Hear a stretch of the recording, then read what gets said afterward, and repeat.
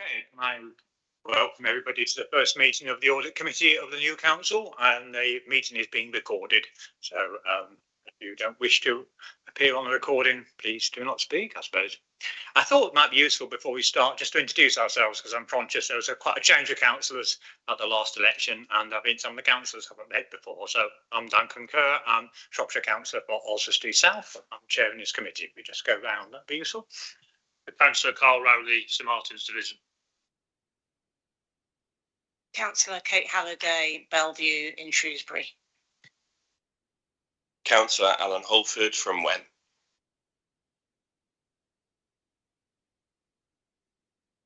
Jim Arnold, independent member of the committee.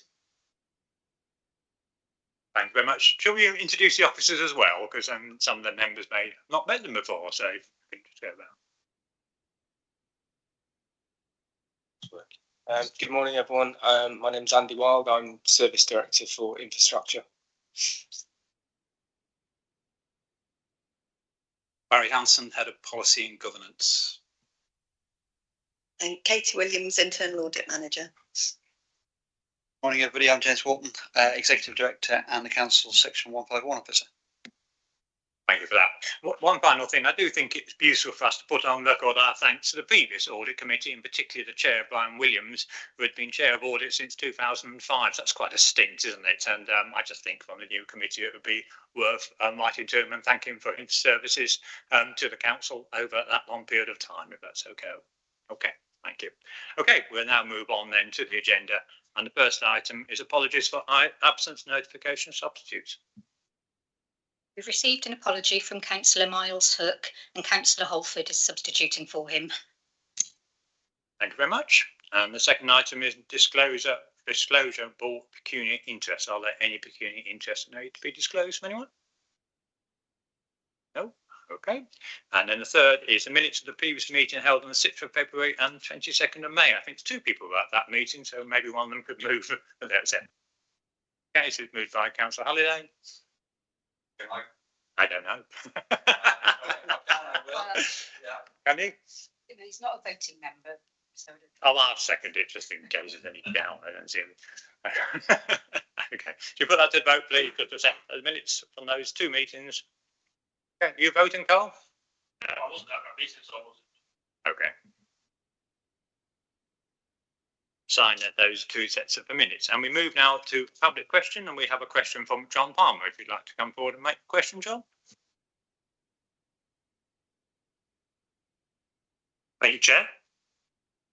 In the Risk Annual Report, item 13 on your agenda, there is a concerning climber in the Strategic Risk List, Appendix C.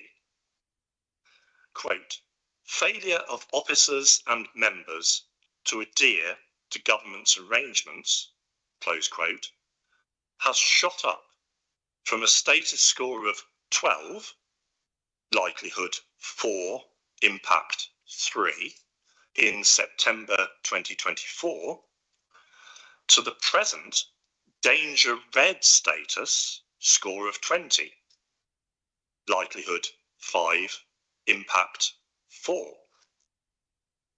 Will the committee be questioning what the main factors in that are? In plain English for the public, please. What's going on? Thank you, John. And I think I've been in James Walton for a response. Thanks, Chair. In response, the strategic risks of the authority are just that, risks, and a risk of something happening does not mean it is happening. Identifying the risk and putting control measures in place to mitigate the risk of it happening is in itself part of good governance. In light of the Council's difficult financial position, requiring a prioritisation on financial survival, a large-scale voluntary redundancy programme impacting staffing numbers and experience, ongoing and limited assurance around the Council's internal control environment, and a local election that could result in a significant number of new and inexperienced members, the strategic risk failure of officers and members to adhere to governance arrangements was assessed. As part of that assessment, it was felt that the risk, quite reasonably, increases under these circumstances, and therefore further controls would need to be considered. The aim is to prevent this risk from becoming a reality by ensuring the risk is appropriately assessed and managed. Thank you, John, and thanks for asking a question. It is on the agenda as item 13 of the risk register, so there'll be further opportunities for members to discuss the issue at that time. So move to item 6, which is the first line of assurance on the North West Relief Road management update, and I'll begin Andy Wild, if I can ask for his report. Thank you, Chair. I would just simply provide a quick intro and overview of the report that's been submitted, which I assume committees had a chance to review. So this follows the audit that was carried out and the last audit committee, which was 6th of February. So following on from that, there were 18 recommendations made by committee.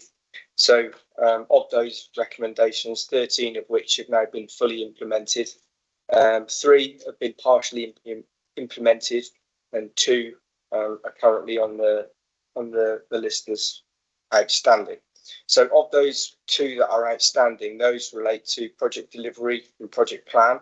So those are being considered within the context of the project in its current position. So, you know, broadly, we will, depending on the outcome of the decisions around the project and whether that proceeds, we will review those and decide whether those need to be implemented more formally. But broadly, I think what the report sets out is that there's been a significant shift away from where this project was in terms of governance and assurance that was flagged, and the recommendations, and the fact that we've fully implemented 13 of those since the last audit, and the ones that remain outstanding, there's a rationale around that in terms of the context of where the project currently sits, awaiting more formal decision making around the scheme. So that sets out the context, Chair. Perfectly happy to take any questions in relation to that. Thanks, Andy. Any questions or comments from members? This is clearly an issue up to the last audit committee, so I'll start with Kate and then come to you, Carl, if that's all right. I saw our hand a split second before yours. Thank you. And is the project, I appreciate that the project is paused at the moment. Are you continuing to risk assess for all eventual possibilities, from the road being built to the road, you know, being halted altogether? Thank you, Councillor Halliday. So yes, to answer your question, all of those scenarios are being considered as part of the governance of the project at this moment. So of course, you're right, the project is paused, but what we are doing is continuing to do work, base level work, to ensure that whether the project is paused or whether it continues in some form, that isn't going to have a detrimental impact on the project one way or the other, pending formal decision making around it. Thanks, Carl Rowley. There's only really one question for me. When I was looking at the 13 that have been implemented, etc., I didn't really have access to those requirements, and I didn't get to see what they were, obviously, because they're part of the audit. Is it possible that we could have access to that original audit report and what them actual requirements were?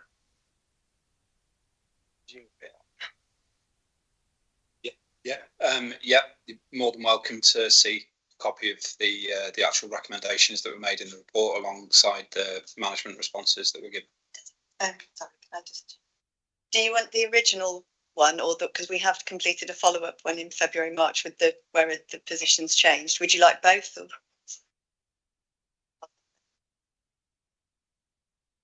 Yeah, I was just wondering what the costs are of the activities that you're doing during the pause. Is it a significant cost the longer that pause goes on for?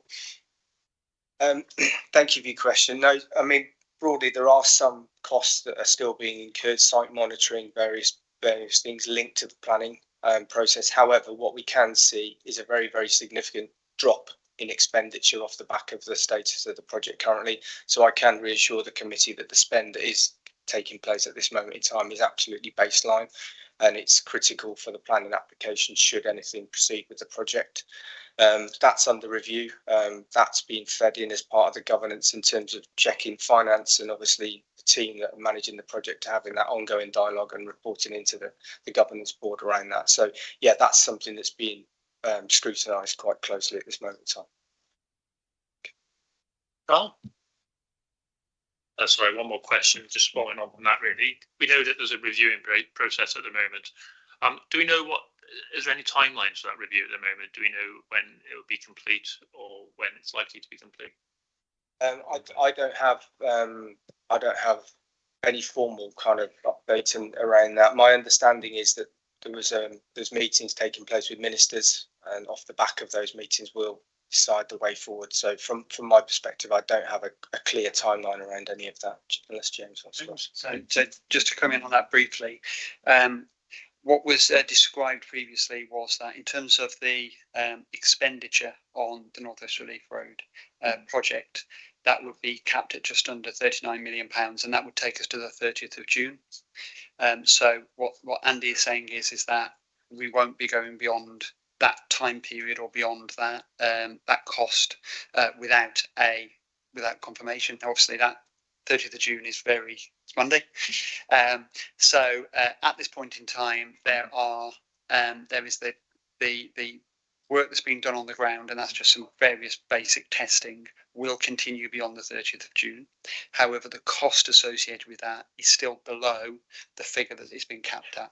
So it's actually significantly below that figure at the moment, and it won't go above it, even if that continued for several weeks or even months before a final decision is taken.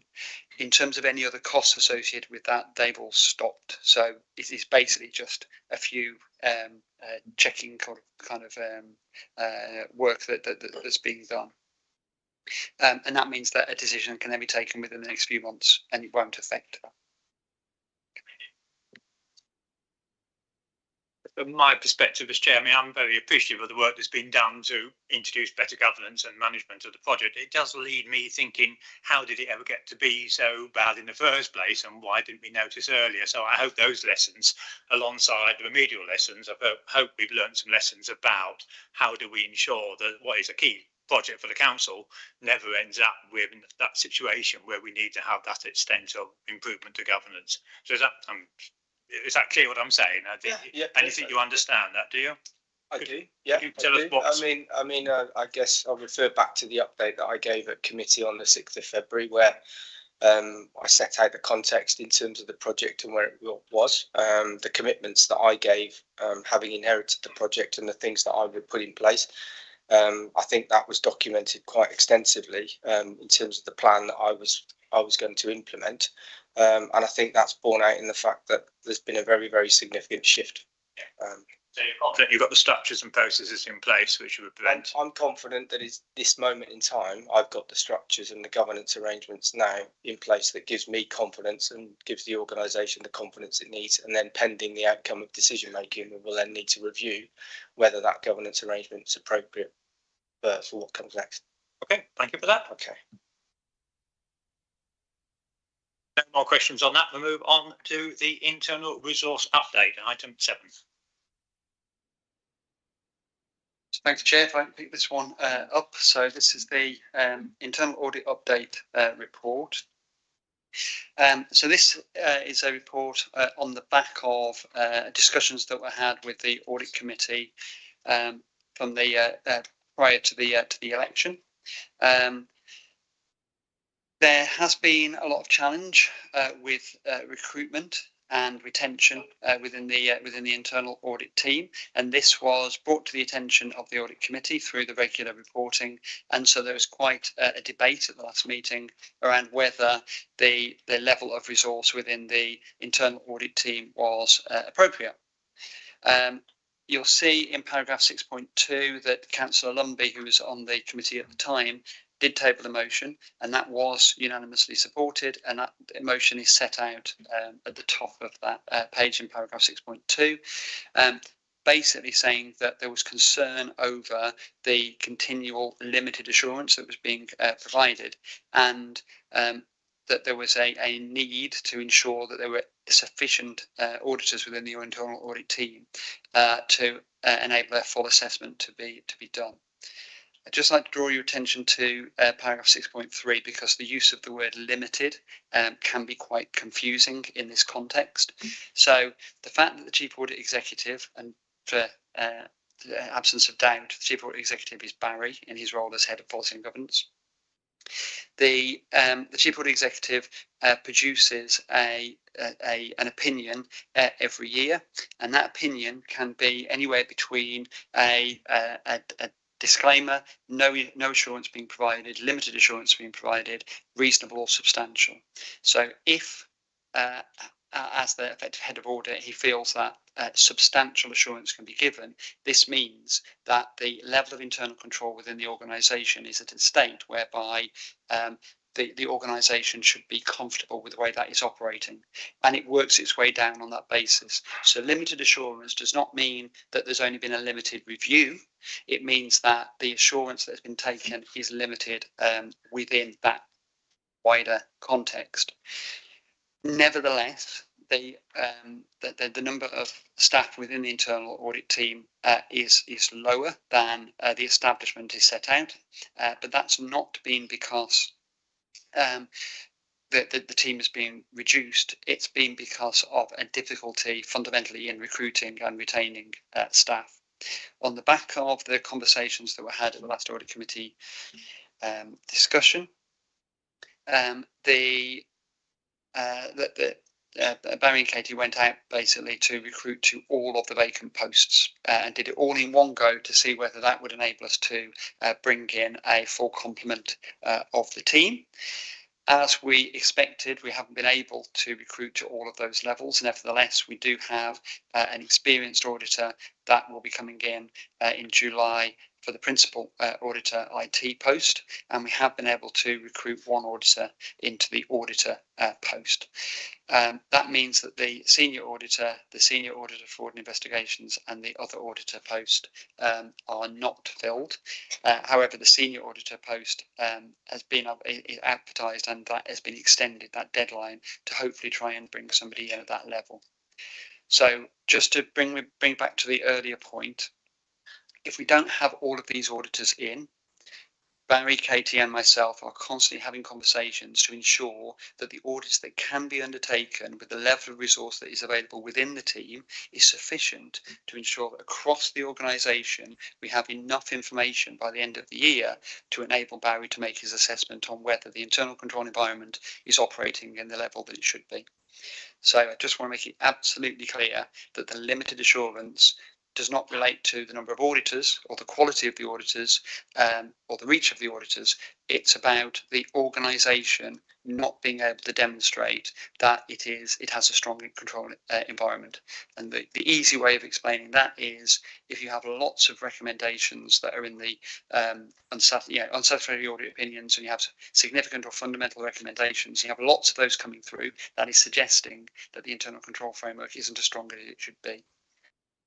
I'll leave it there, but happy to take any questions. Thanks for that. Any questions or comments from members? Kate? In my time on the committee, the recruitment and retention of audit staff has been, I think, discussed at every meeting. Is that what is going to be done differently to change what's occurred historically in terms of recruitment and retention? What are you doing differently? Good question. So what we can do is to try and make the roles as attractive as we possibly can. We can try and increase our reach. We have a very flexible offer in terms of we don't expect people to be working in Shrewsbury or even Shropshire. That we can have remote working. We can approach other agencies and look for dedicated and targeted recruitment. And the other thing we can do is to try and bring in apprentices and bring people through and grow them through the organisation. Some of those things we've already tried. Some of those things are the next steps in terms of what we can do. We have to balance continually. We could go out and do a huge campaign costing tens of thousands of pounds to try and get people in. That may be or may not be successful. if it was successful, it doesn't necessarily mean that people are going to stay. And we have to balance whether the added value that we have from recruiting to particular posts is sufficient to justify that. I think given that we've got a couple of new people coming in, and we're very confident in those individuals, and the skills that are already within the team and are being retained, we're comfortable that it does give us enough of a coverage at the moment. So it's about getting that balance right in terms of how far we push that to try and ensure we have a full complement compared to the additional added value that will deliver. I don't know whether that answers the question, but it's an evolving issue. Katie and Barry may have something to add to that. It did sound somewhat familiar to previous responses, frankly. Yeah, that's what I've got to say. Now, then. Yeah, I was just wondering, with regards to more retention of previous staff in the audit committee, is there anything come up on exit interviews which explains a higher rate of erosion, or do you think it's a natural rate of erosion of staff? When we've worked through some of the exit interview processes, the vast majority of the time these individuals are moving into the private sector. That's a recurring theme. Invariably, that's higher salaries. It can be a better training package. We've had one trainee auditor recently who was on the apprenticeship programme, who was offered a position in a private sector organisation in Birmingham on a much higher package, which we can't compete with. However, having said that, when we benchmark the salaries against comparable sized organisations across my peer areas, we're competitive in terms of salary, so that's not necessarily the issue. The training packages offered in the private sector are better. Any other comments? It just say from my perspective, I was picking up what Jim was saying, that it does sound a bit familiar. It does sound as though we're continuing to do what we would continue to do, which is good enough perhaps to stabilise the situation, but I'm not sitting here being full of confidence that we will be able to recruit to the full establishment. So the council does have a market forces supplement policy, does it not? Yes. And probably I'd like to hear about that and have that sort of brought back to say, what that policy is, whether that, in your view, would do something to attract new applicants. And in terms of apprenticeships, it sounds as though we've tried it. I do understand that person's gone on to another post, but it'd be useful to know, why are we not trying again, or maybe in conjunction with another council organisation, so we could offer an apprentice the ability to get some experience across two organisations. So those two aspects I think we perhaps could do with exploring further. I think we need to be a bit more proactive, in terms of driving this forward, because I'm passionate about not receiving limited insurances in the future, and I do understand your disclaimers about the correlation here too, but equally, if we haven't got a full team, it's going to be harder for us. I can give you some assurance on the apprentice side. So there's quite often two elements to the apprenticeship. So you can have somebody who's completely fresh to audit, who you put on an apprenticeship programme, or you can have someone who is part qualified who comes in and picks up the apprenticeship training. So they might already be partway through one of their professional qualifications. We do have those. We have those going on within the team. But we're looking at the moment is a completely fresh trainee of somebody who isn't working in internal audit and growing our own. That comes with a huge training and time commitment, and we haven't had the staff to support in that way. So that's the next step. That's the bit we want to do differently in growing our own internally, but we need to make sure we've got the right structure and team in place to bring someone in that way. The other thing we've done differently is the auditor post is a career grade post, and when we've gone back out to advert, we've separated out the higher end of that post to make it look more attractive, and that has had some results, hasn't it, in the last one. So we've just closed the advert on that, and we're interviewing next week. So we are trying different things. We've tried to put together a PDF package of what it looks like to work at the council with comments from the internal audit team to make it more personal rather than the standard job advert that goes out. That's, you know, we are a little bit limited in terms of finances where we can advertise, but in the past where we've advertised in professional journals, we haven't got the return. We have said the one we've just done that's only been on the council website, we did have a lot of people apply. They just didn't have the essential criteria. Is it a wish of the committee that we have a further report on this to our next meeting? Is that some nods around? Is that? Can I just make one observation? I think with trainees, it's fairly common to have a high attrition rate in trainees. I've seen that in other organisations. As people go through their careers, they branch off. So it's almost, I've seen the challenge approached where you actually over recruit in anticipation of the attrition occurring. So at least you're then left with one or two, maybe out of a group of 4 or 5 or whatever. Just an observation. Thank you. Okay, so I think for the minutes we are resolving that we have a further report to keep abreast of the developments that you're undertaking to try and get to full establishment and just have a monitoring role on that. Is that okay? Should we put that to the vote? Yeah. Okay, thank you. Is that all right, Michelle? Okay, we move on to the internal audit performance. Item 8. Thank you, Chair. I'll give a brief introduction to this report. Obviously, we've got the internal audit annual report on the agenda as well as the next item, and the work that's been covered in the final quarter of the year is obviously covered within that report. But this report provides members with an update on work undertaken by internal audit in the final 2.5 months of the 24-25 internal audit plan. 96% of the revised plan has been completed, and that can be seen at Appendix A, Table 1, which is in line with the previous delivery records of 95% in 23-24 and 94% in 22-23. In total, there were 11 final audit reports issued in the period from the 13th of January to the 31st of March. All are listed with their assurance rating and are broken down by service area in paragraph 8.5. The year-to-date position is shown at Appendix A, Table 2.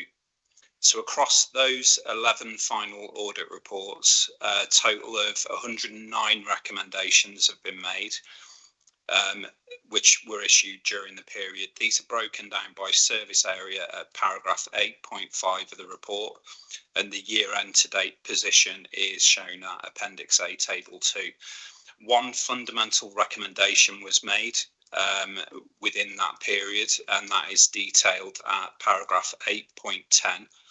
The details of all limited and unsatisfactory assurance levels are detailed from page 40 in your pack. The question to members there is, do you wish to seek any further assurances on any limited or unsatisfactory areas? I'll leave it there, Chair. Take any questions. Okay, so as you said, we've got the full report for the year on the next item, but on the report for the quarter, are there any questions, Kate? Yeah, thank you.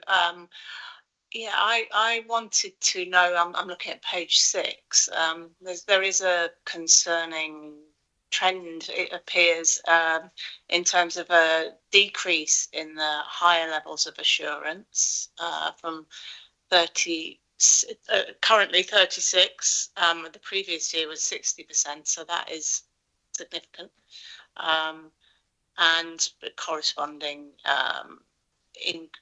increase the other way around, basically. So I mean, I suppose I'm raising a level of concern there. We've already had a question from the member of the public here about assurance. Can you give any insight into why what any of the issues behind that figure? So all of what you've said there is contributing to the year-end opinion, and we'll come into that in the year-end opinion report. And obviously, all of the information across all of the internal audit work that's been undertaken throughout the 24-25 year is collated and reviewed to arrive at that opinion. So, in terms of the specifics, those are reported to each individual audit committee individually. So it's hard to sort of pinpoint those areas now, but they've been reported to the committee on a quarterly basis in the run up to the year-end opinion report. So I think when we come on to the year-end opinion report, we can perhaps have a wider conversation about that at that point. Thank you. Just to follow on, it does appear to me that there seems to be some perhaps cultural issues. I'm not sure if that's correct, but there's something happening within the organisation that means we're not getting these assurances. It's a statement you don't necessarily have to comment or agree. It has been a challenging year for the internal audit team. There's a number of pressures within the organisation that mean that the focus can be on the financial challenges, on the transformation objectives of the organisation. There's obviously been a lot of change within the organisation during that period as well. So from an internal audit perspective, that puts pressure on the team because we're competing with those priorities in delivering the internal audit work. So it is it has been a challenging environment to audit over that period.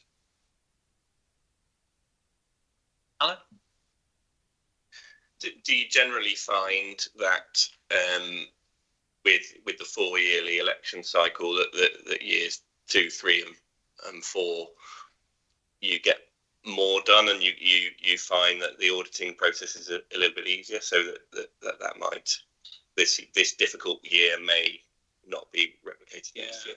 I don't think there's a direct correlation between the two. From an organisational perspective, the legislation, the statutory requirements for the organisation remain the same unless they're changed in law.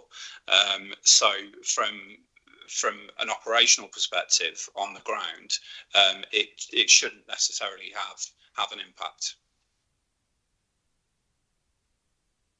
If I may, I've got an observation for everybody and then a question, if I may. Going back to the resource issue, and the report you see here, there's just over 1,200 days of audit completed in this last financial year. 4 years ago, that was over 2,000 days. So that's an impact, I believe, and reflects some of the resource issues that have gone on. That's just a piece of information for everybody. And the second one is, at the end of the period, and the outstanding audits where you're waiting to close and get feedback and closure on, was that at a higher level or a lower level than a year ago? Is there any dramatic change in that? Because I know sometimes the contentious and challenging audits that take longer to close out. Is there any difference between the end of this year and the end of last year? Thank you. I wouldn't think there's any significant difference. I think possibly it's marginally better. Last year we had a quite challenging time with them. We had an external contractor in delivering some work that was severely delayed. My point was there were none that were controversial, that were causing us huge delays closing down. There was nobody holding up the process in that sense. But just to pick up Councillor Halliday's point that I think James alluded to earlier, the council's priority has been financial survivability, and we've had a process of voluntary redundancy. We're going through transformational change. We've got limited staff, and that could be a contributing factor. Whilst we consider the root cause, is there any common themes?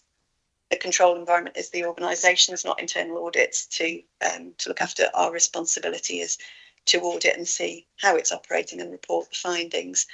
We can't directly impact improving it. The way we do that is by reporting if there are control weaknesses and highlighting them, bringing them here for members to support, and then provide that challenge to the rest of the organisation if they don't see the improvement.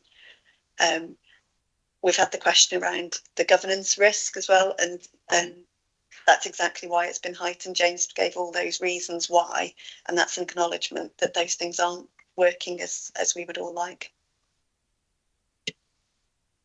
Well, same question from the last item, really. A lot of reports here. I'd like to have access to every one of them as possible, so that I can, as being a new member, I don't really know what them reports look like, and I don't know what them recommendations look like. And certainly going forward, I'd like to cross-reference everything if possible. Yeah, and to save me asking that question again, if there's anything else in the agenda that's kind of got the same, I'd like access to it. Yeah, we can certainly accommodate that. From my perspective, there's a couple of audits there. There's one which is unsatisfactory on agency and consultancy staff, and given what we said about the establishment and the reduction in establishment, there's a risk. James will probably shoot me down, but there's a risk that we might end up using more agency and consultancy staff. So I think I would like to have more, report back to the audit committee on that, on the measures being taken following that audit. And equally on children's social care budget management, I think there's a limited assurance given, given that we have had some overspends in that area and given the significant size of that expenditure in that area. I think possibly that's another one I'd like to have a little bit further detail on. I don't know what other members of the committee think. Do you think that's appropriate? And we can have those back to the future meeting. Is that okay? Yeah. I just got, given the next meeting's in July, it's too short a turnaround unless you wanted a verbal update from them. So we'd be looking at for the management report update to come to September. If that's fine. A future meeting, I should have said, rather than the next meeting. Forgive me, I'm new.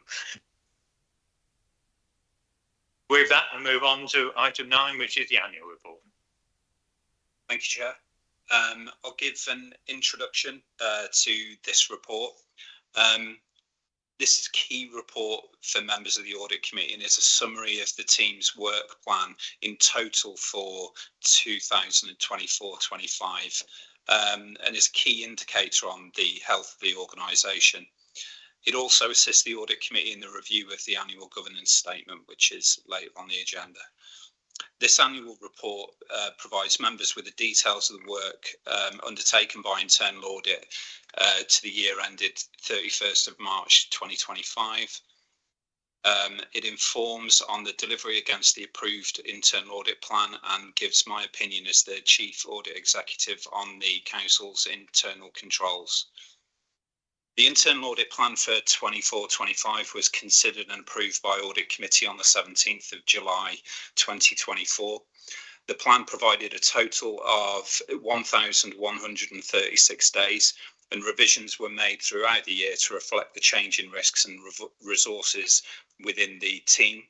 These were approved by Audit Committee, and the plan was revised to 1,266 days. Revisions to the plan were necessary to respond to changes in internal audit resources and also the available resources within the Council and key strategic risks and requirements. In arriving at my opinion as Chief Audit Executive, I have taken the following matters into account: the results of all audits undertaken to the year ending 31st of March 2025, the results of the Corporate Governance Review, which received reasonable assurance, the results of the Risk Management Review, which also received reasonable assurance, results of fundamental audit reviews, self-assessments and their direction of travel, implementation of recommendations of a fundamental nature, savings delivery, financial instability, a capitalisation direction, assurance levels provided on their direction of travel, and those recommendation ratings compared against the risk appetite of the Council. Effects of any material changes in the organisation's objectives and activities, matters arising from reports to Audit Committee and/or Council. The outcome of key internal audit reviews, including the ethical framework, embedding the Shropshire Plan, the use of agency and consultancy staff, and a third-party spend review.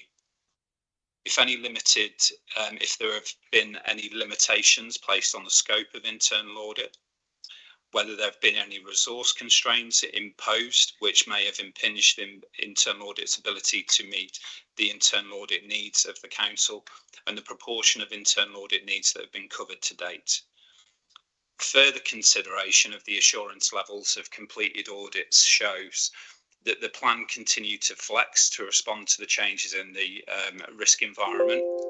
These changes were presented to Audit Committee in September, November and February 2025, and these were approved by the Audit Committee. The revised plan of work alongside other audit activity helped to provide appropriate assurance to the Council. Some other areas contributing to the opinion appear in Appendix A and Table 2. There are some concerns that unsatisfactory assurances have not sufficiently reduced. So 13% of the total assurances delivered in 2024-25. Whilst it's recognised that complex areas do take time to turn around, there's been a focus on addressing these by escalating to executive directors to take the appropriate action. The target operating model was still under development in the latter stages of 24-25 and has only recently been agreed at the senior management level. Significant work is still required to review the operational structures beneath that. Cybersecurity continues to be key, and the Council's reliance on digital systems significant and remains a high strategic risk. Given that the overall proportion of assurance levels of key systems and delays in delivering improved controls, some of which were fundamental and significant, the level of assurance that I can provide is obviously impacted upon. It's planned to revisit unsatisfactory audits with fundamental recommendations during the 25-26 financial year, where resources available. Limited assurance audit reviews will also be followed up on a priority basis. So just to go into the detail a little bit, 35 good and reasonable assurances were made in the year, accounting for 58% of the opinions delivered. This represents a 2% decrease in the higher levels of assurance compared to the previous year, mirrored by a 2% increase in the limited and unsatisfactory opinions. 8 unsatisfactory opinions and 17 limited assurance opinions were issued during the year. Whilst the percentage of unsatisfactory audits has reduced from 18 to 13%, there has been an increase in the limited assurance opinions, up from 18% to 22%. While this is a small improvement, it does not represent a significant change in the overall control environment. It's therefore prudent for me to consider that as a key factor in determining the year-end opinion on the control environment. Across those reports that have been produced, a total of 431 recommendations have been made in the 60 final audit reports issued during the year. These are broken down by audit area and have been reported in more detail in the performance reports to Audit Committee throughout the year. The percentage split of recommendations has changed slightly, with 47% significant and fundamental compared to 45% last year, with a corresponding decrease in requires attention and best practice recommendations.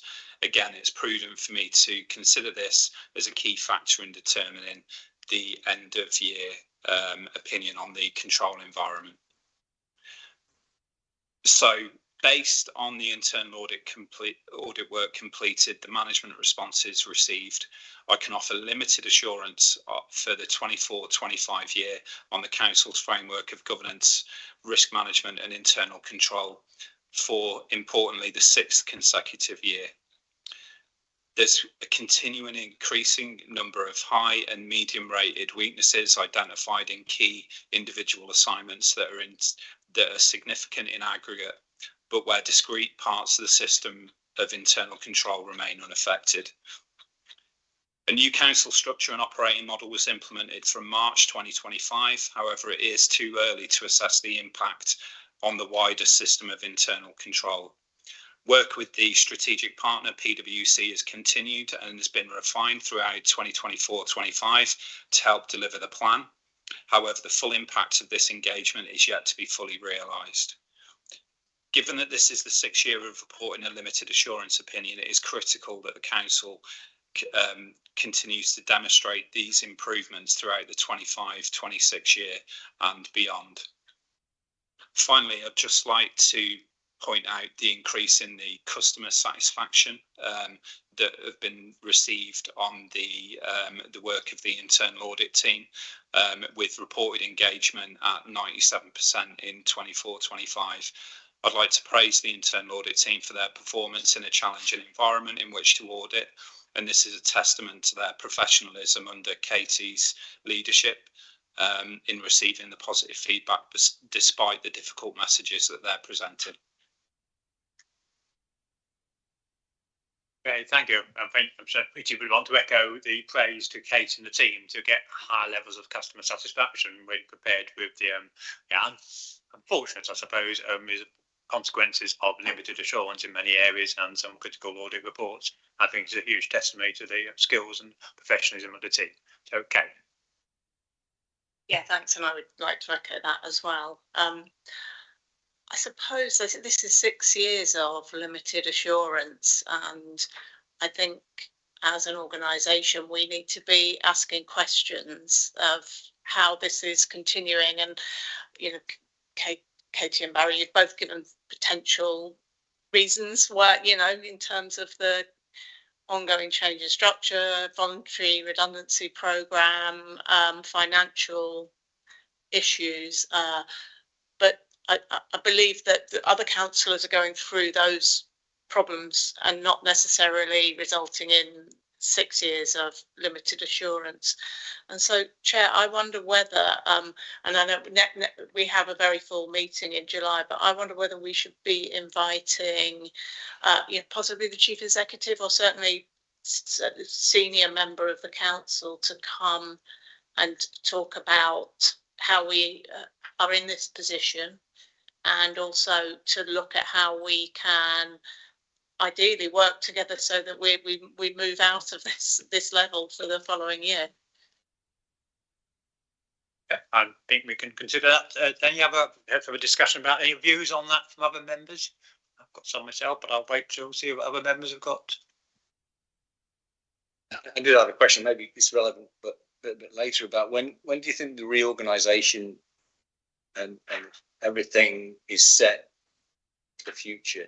I think when we discussed it previously, it was around summertime with the new organisation, all the redundancy, everything would be finished. Is that still the case, or has it been delayed at all?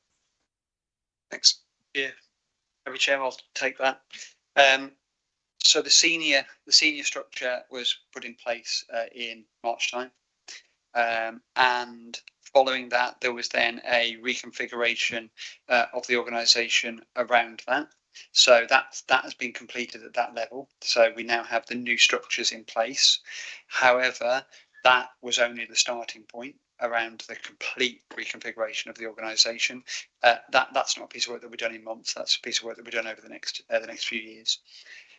So the planning around that, the change to the senior team and the reconfiguration that's been completed was partly to help address these sorts of issues that we have seen. So I can't say, therefore, click my fingers and it's all been addressed. That will be assessed over this year to see how that is improving. But that is the expectation is that we have a plan in place now that will improve some of the issues within the internal control environment. We're reviewing all of the risks across the organisation to make sure that we are on top of those as a senior team, so that the wider team is now fully versed and aware of all of those and are acting actively to improve those. We have monthly governance and Section 151 meetings to review actions that are being undertaken, and also Katie, Barry and myself are working on an action plan in terms of how we can target some of the key areas within the limited assurance that would help the organisation to bring it up to a more reasonable level over the next 12 to 18 months. So I'm confident that we are moving in the right direction. I am not confident that we can turn this around immediately. I think it's going to take time, but I would be expecting to see improvements over this year. at the end of the day, it's Barry independently that will make that assessment. So I'm not going to sit here and say that that's going to change, because it will be his independent opinion that completes that cycle. But I can give confidence that a lot is changing within the organisation to improve this. Just to follow up, yeah, my observation again is when an organisation goes through a period of extreme change like occurred, is that the roles and responsibilities, and particularly at the senior level and down through the organisation, need to be clarified to enable the organisation to be stable, to enable the processes to be reliable, to then give a greater level of assurance. There's always a degree of change in every organisation, but the fundamentals have to be in place. Otherwise, it's just a moving feast, and you'll never get stability and the governance we're looking for. Thank you. Okay. What I would say is that there were 2 or 3 key areas in terms of the way that the previous directorate structure was set up that meant that there were effectively, when something falls between 2 stools, you've got to have 2 stools to fall between. So what we've tried to do in the new structure is to address that in a cross-organisational way. So we know that, for example, we need to improve our controls around contract management, around commissioning, around procurement. So instead of that then being the responsibility of individual areas, we now have a cross-cutting theme on that. To me gives me a lot of confidence that we will be able to improve that particular area. Can we turn it around overnight? No. Do those new people in that new structure and their teams below them, are they all in place yet? No. All of that has got to be brought in, but the foundations are there to improve that. The other one was around policy and strategy. So Barry's role changed a few years back, which enables us to improve that. We've now got improvements in terms of the wider strategic direction of the authority as well. So the new structure is trying to address those gaps and those holes to ensure that we can improve that overarching position. But that will take time. Hopefully that helps. Carl? Yeah, just a quick question for Barry. It's more for my own understanding, really.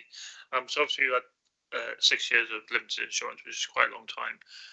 But with a new administration in place now, I hope and would like to expect that things would change. I understand some of the blockers there that are going to cause our problems, but just really for my own understanding, you know, at the moment, 1,266 days under a full insurance program. How many days would we be looking at then? So if we had full insurance, you know, we've got all the resources that you need. How many days of auditing would we actually be looking at? You know, are those days of audit that we got now set because we are limited to what we can do? Yeah. Or would it be the same, or would it be more days? So you're saying if we were fully resourced, yeah, how many audit days would we deliver? Yeah. We've got that figure. Ballpark figure, if all of the posts in our structure were filled, it would be roughly 800 extra days that were added in. What I would caveat that with is it's not just the days that you need to think about, because we're not doing this, but we could be doing all the wrong audits and taking a really long time to do them, but still delivering the days. As a committee, what you need to consider is, are you getting the right assurances? Are we doing the right audits of the right things and giving you the right assurance? We might do those things really quickly. If we go in to an area that turns out to be unsatisfactory, if we go in and have that upfront conversation with that service area and they say, these things aren't working and we know it, there's nothing else for us to do in some cases. So we could say, okay, we can save the time, not do that audit. It's unsatisfactory. You already know it. And although it might not seem it, that's quite a positive position because managers are already aware of the issues and are trying to do something about it. The ones that are more contentious is where you go in and they don't think there's an issue, and then it turns out to be an unsatisfactory audit. So whilst the number of days are a benchmark, a performance indicator possibly, behind all that, there's lots of other factors to consider. So it's the audits that we're doing. Are we able to do them more efficiently? So are we using data in the right way? Big thing in internal audit at the moment is the use of data analytics, auditing whole populations rather than samples. So we might be behind the scenes making efficiency savings to do the audits in less time, but still delivering you the results that you need to get that assurance from the team. So what I say, it's a mixed basket really, rather than just an absolute number of days. I just come back to know roughly, what end days are is really useful, because it gives an indication of where we actually are, and what is really needed for that full insurance. And then possibly with the new administration, we can get that support to make sure that, if not necessarily getting all end days, but trying to work towards end days to give more assurance. Can I just come back in? I think we just need to be clear on the limited assurance, because I think I just want to be clear about the full resourcing of the internal audit team might not necessarily have that impact on that limited assurance. The limited assurance is the opinion on the control environment, not the level of resource that's being put into the delivery. Does that make sense? Yeah, thank you. Important distinction. I think this is almost a cultural issue. It seems to me that I'm picking up that in some areas, clearly in some of the audits you do have good results and some have very poor results. I hear the views that we are progressing in the right direction. I have a weird feeling that might have been said before. And what my fear is that we are now in an unprecedented financial challenge. We've implemented a new structure.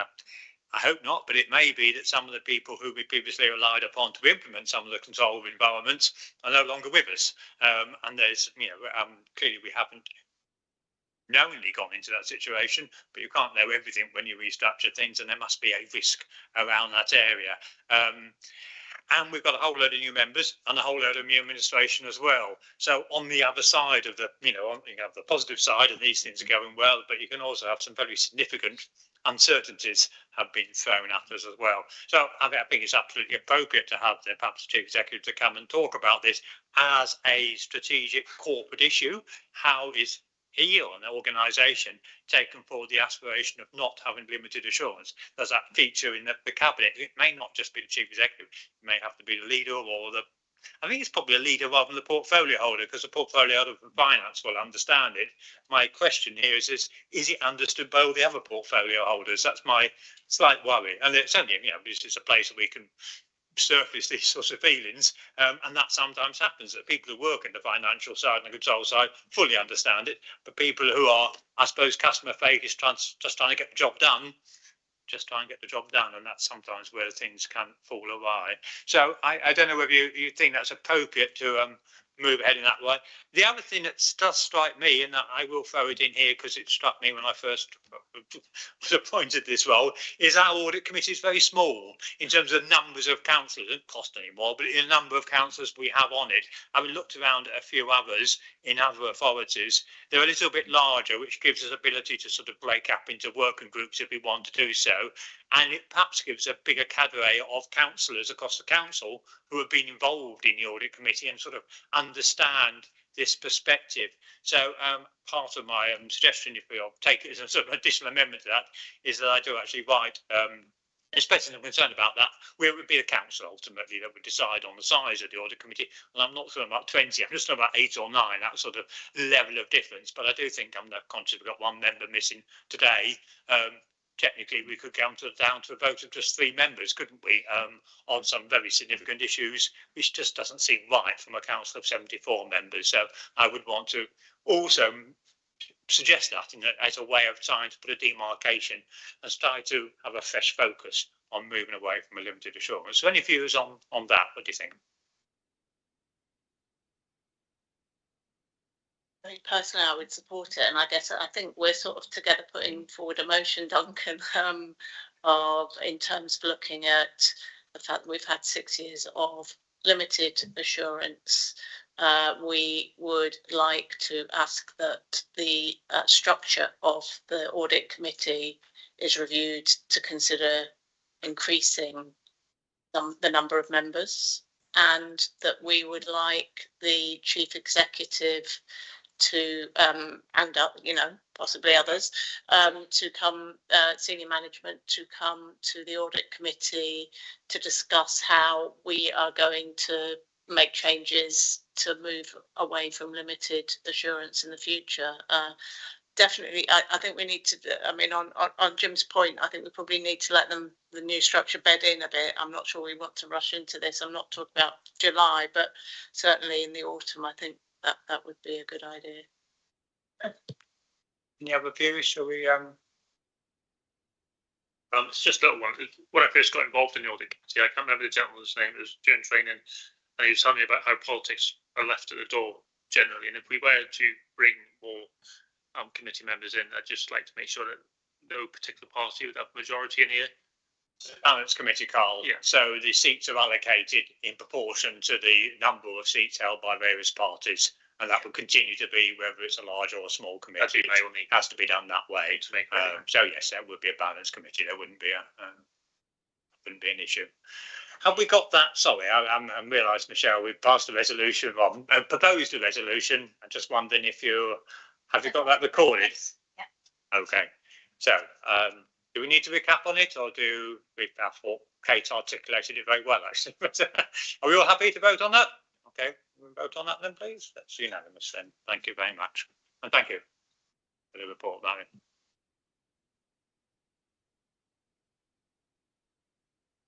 Phone out of my system, so I think the next item is item 10, isn't it? Thanks, yeah. So item 10 is the annual governance statement and the code of corporate governance for 24-25. So this is one of 4 key pieces of information that audit committees see in relation to the council statement of accounts. So I'll just quickly run through that and the fact that it's not all happening at the same time. So the council produces a statement of accounts every year. To accompany that statement of accounts, there would also be an annual governance statement. As well, the audit committee would consider the financial outturn report, and then there is the external audit plan around the audit of that statement of accounts. So what you've got today is 2 of those 4 pieces. So you've got the annual governance statement, and then Aptar is available online to talk about the annual the external audit plan, which will be an item later on the agenda. The draft statement of accounts is due to be published on the council's website on the 30th of June. So that's on Monday.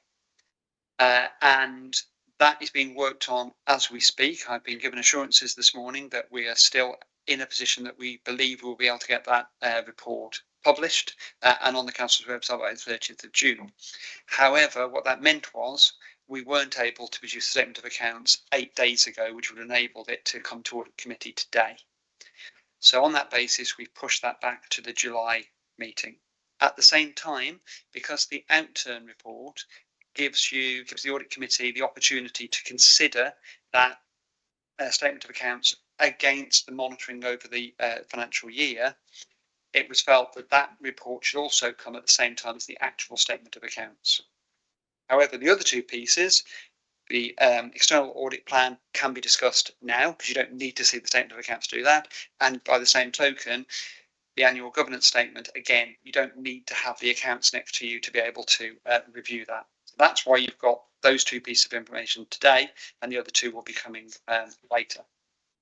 So in terms of the annual governance statement itself, so this is a requirement of the accounts and audit regulations that we produce an annual statement that sits alongside the statement of accounts, and that will be signed by the leader of the council and the head of paid service, the chief executive. Now, I've spoken to the leader of the council about the annual governance statement, and obviously we've had a discussion about the fact that she was not the leader when this annual governance statement effectively relates to last financial year, but will have to sign it. So that's another reason why, because that has to be published with the statement of accounts on the website by the 30th of June. That's another reason why bringing it along today meant the audit committee could have a look at this statement, consider it, review it, and then any feedback that you have can be fed back to the leader before she actually signs this statement. So she's got a little bit more assurance around the statements within that overall piece of work. So the annual governance statement itself is attached to Appendix A. So this is quite a long document, it's quite wordy. However, the idea is that sets out all of the information we have around the key areas that are picked up within a framework that we are working to. So that framework was set out by SIPFA and Solace, two overarching organisations that work in the public sector around accountancy and the chief executive side. That framework then sets out areas that we should review ourselves against, and that is set out against that framework in Appendix A. So 7 core principles within that, basically around integrity, openness, sustainability, achieving outcomes, leadership, risks, and overall transparency. Following that at Appendix B is the Code of Corporate Governance, and that effectively shows the information behind the annual governance statement against, again, those 7 key principles, working through where that assurance comes from. And slightly confusingly, at the end of Appendix A, there is a action plan which sets out any key significant governance issues which are to be considered from the 24-25 review. And separately, for transparency, at Appendix C, the previous action plan from the previous financial year 23-24 is also included, so you can see the progress that was made against that.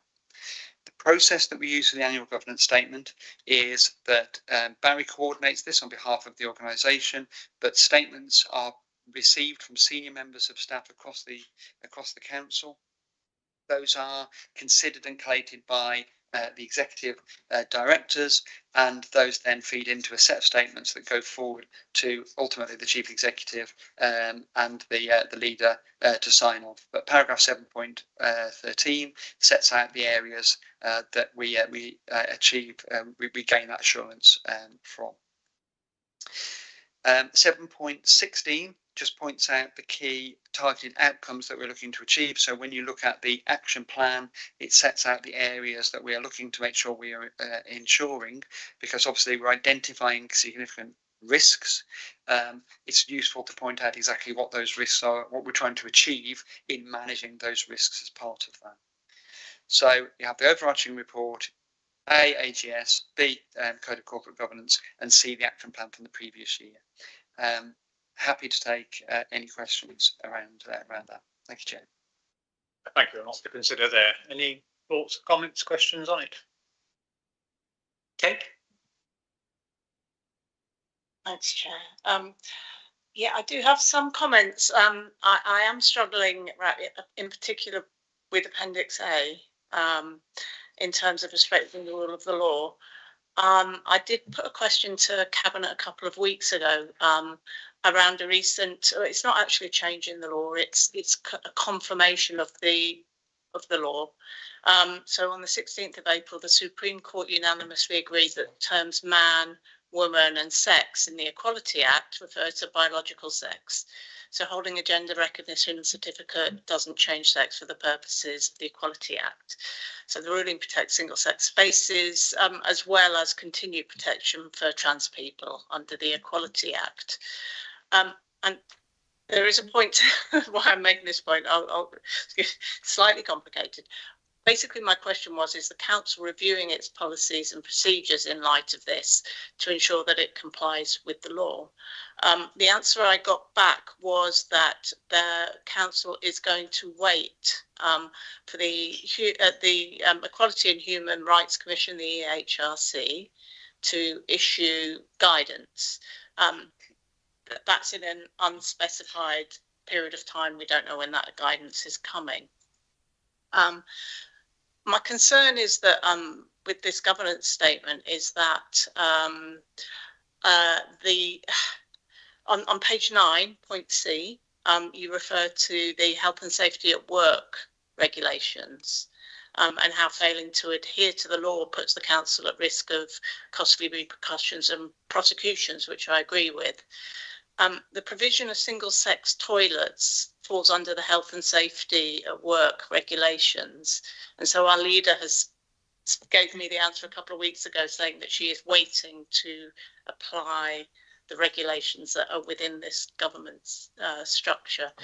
That there are other issues in that the EHRC interim report, which was quoted, and any following reports, does not apply to employers. So it's not about employment or the health and safety at work regulations. So there's no need to wait for this legislation, and the EHRC itself had told people not to pause. They have said, do not wait for guidance, go ahead to implement the law.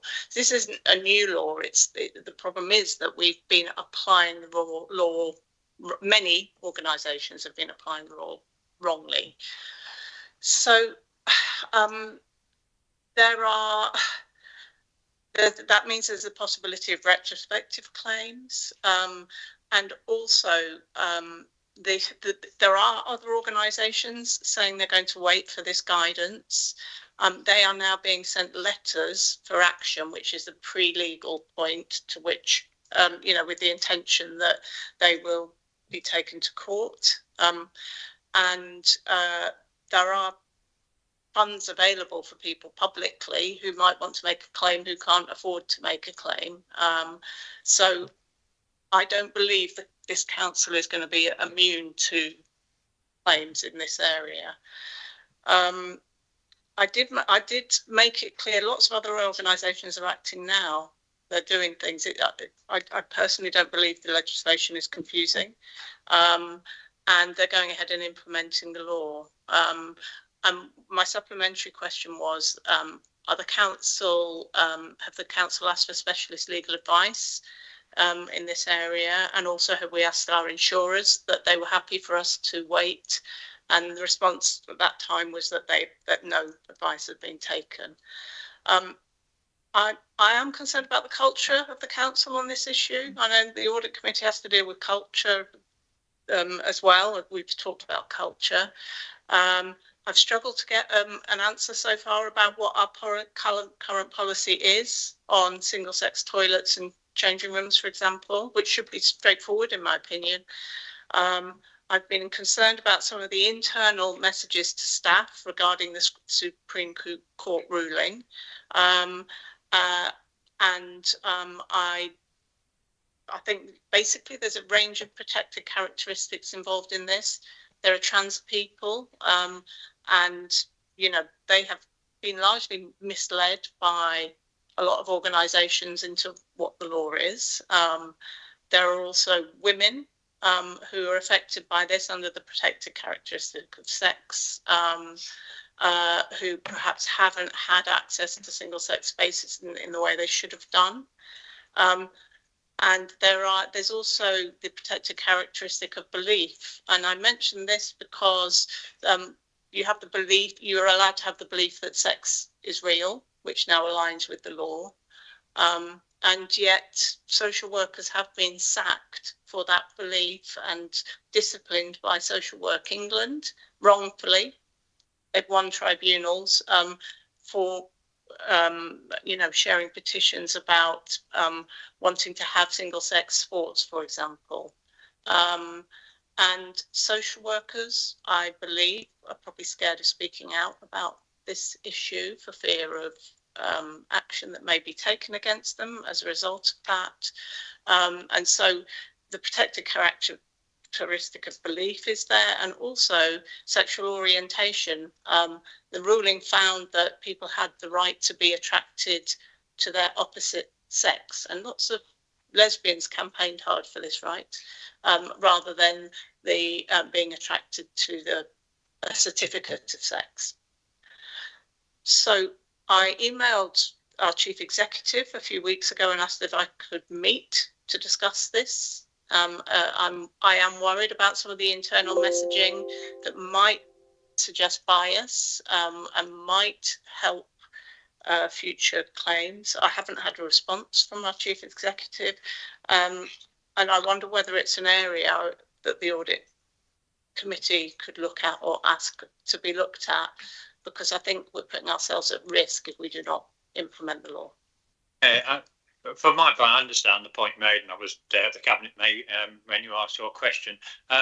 it seems to me that the person probably who needs to advise from the council on this is the head of legal, is Tim Collard. From a legal point of view, does that Supreme Court ruling now mean the council, to protect itself from legal challenges, needs to implement certain changes? And I don't know. I think he's the person that needs to advise. You don't think so? But I think in terms of the corporate governance statement, it's about respecting the rule of law, and that is in this council interpreted and for us and advised on us by our head of legal, who would advise us what the law is and what we need to do to protect our position.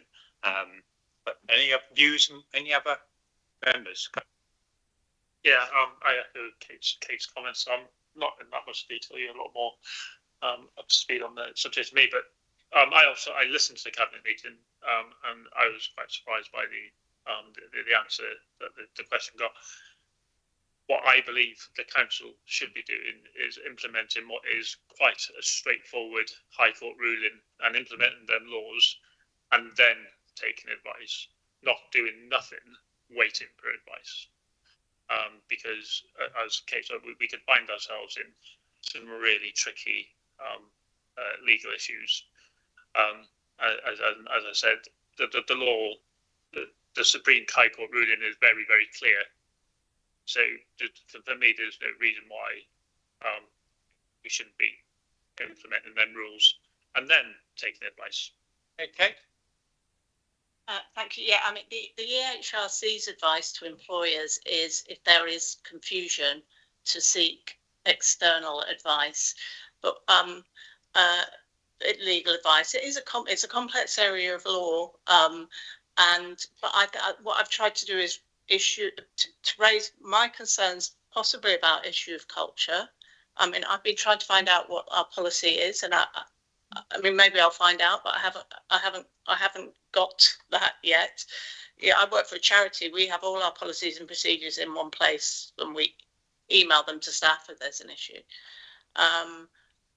I am concerned that I raised the issue that the council may be putting itself, like, I don't want to do this in public, I'll be honest. I wanted to talk to the chief exec. He hasn't replied to my email. I've probably emailed the chief executive in 6 years of being a councillor less than 10 times. He's always got back to me. He hasn't replied to me. I realise this is a difficult issue. I realise there's a lot of heat in it, but there's law as well, and I do worry that there's an issue. There's a whole load of, we've had to take down progress pride flags because we didn't get planning permission for them. I think there's confusion within the council on this issue, and I think for everybody, for trans people, for women, for gay and lesbian people, for people with belief, I think we just need to be clear, and I feel like I'm getting roadblocks when I'm raising this issue. It's obviously an issue that affects many areas of the council. One of those areas is the audit committee, which we're concerned with. I think, in my mind, it is a matter of, are we complying with the law as we now understand it? And I think you're saying we're not. I think from the audit point of view, the only way around that is to invite the head of legal to come, and we can ask questions of whether we sought external advice or whatever. But I don't think I or any of us can determine what the law is without hearing from our head of legal. So that would be my feelings as to how we should move forward on it. But James? Yeah, I mean, all I'd say is that this issue is being worked through. So I can't comment on why you haven't received a response yet, but what I can unequivocally say is that advice is being sought internally in terms of what we need to do, how we need to interpret this, and what steps we need to take, A, to manage the risk, and B, to ensure that we're complying with law. There is a question about what the role of the audit committee would be within that.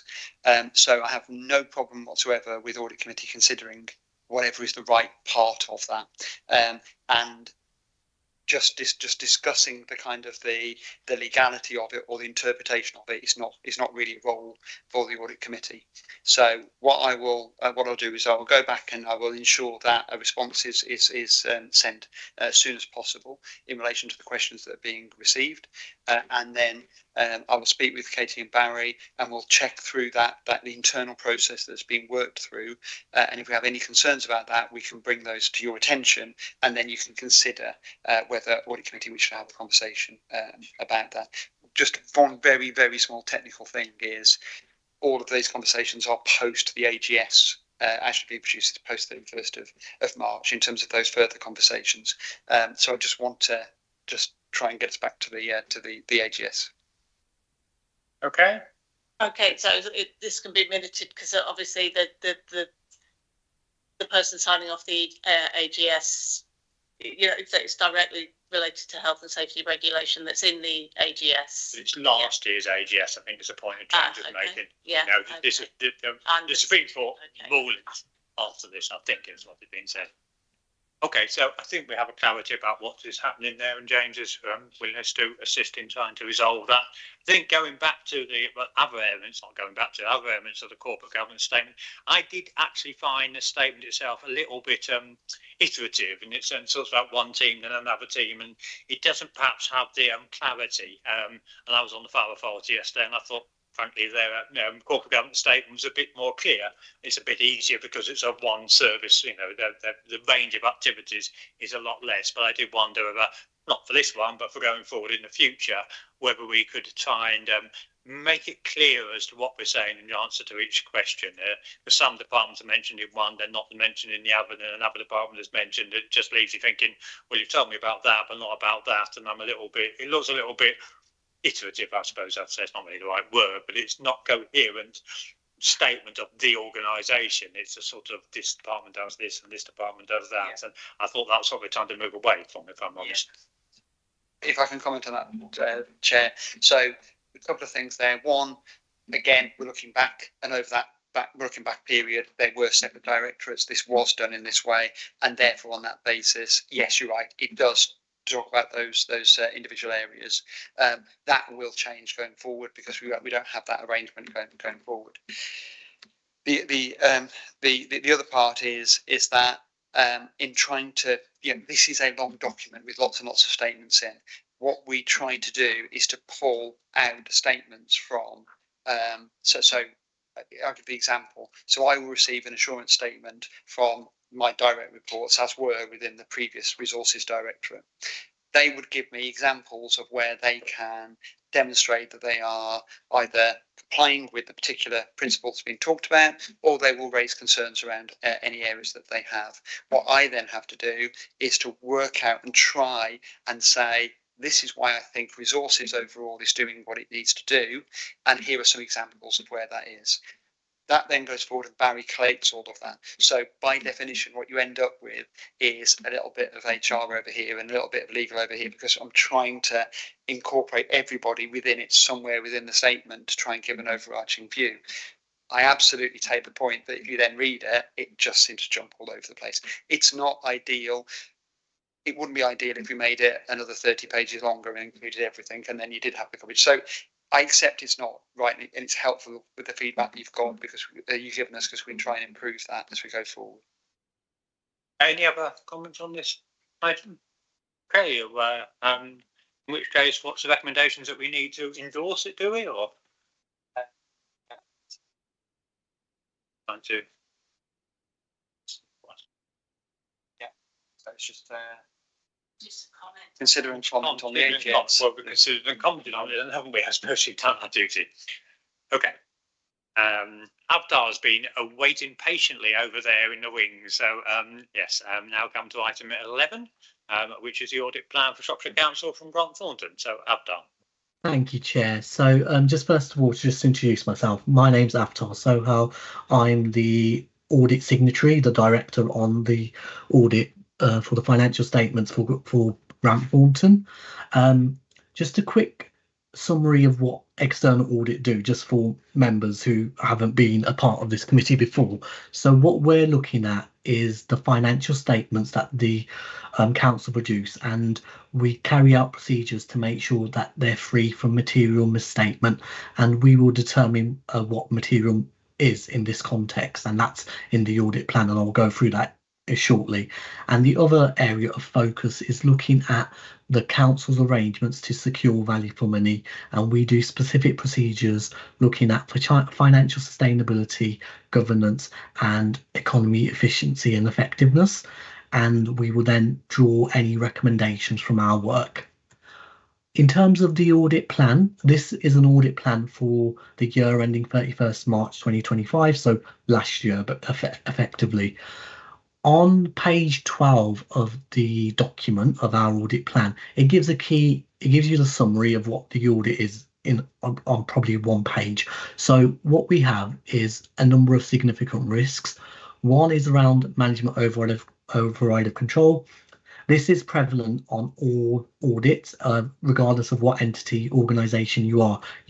All the auditors will do work on management override of control. So this is looking at things such as journals and estimates and making sure they're free from material bias or any detection of management override. The next two areas of significant risk are around valuation of land and buildings and valuation of investment property. The reasons why these are deemed as significant risks are these are complex estimates which require the use of valuer specialists and determination. So it's not just as simple as going to an invoice. You have to get your valuers involved to determine what the values of these items are, and therefore there is a subject of uncertainty and a degree of where things could go wrong if something's not valued correctly.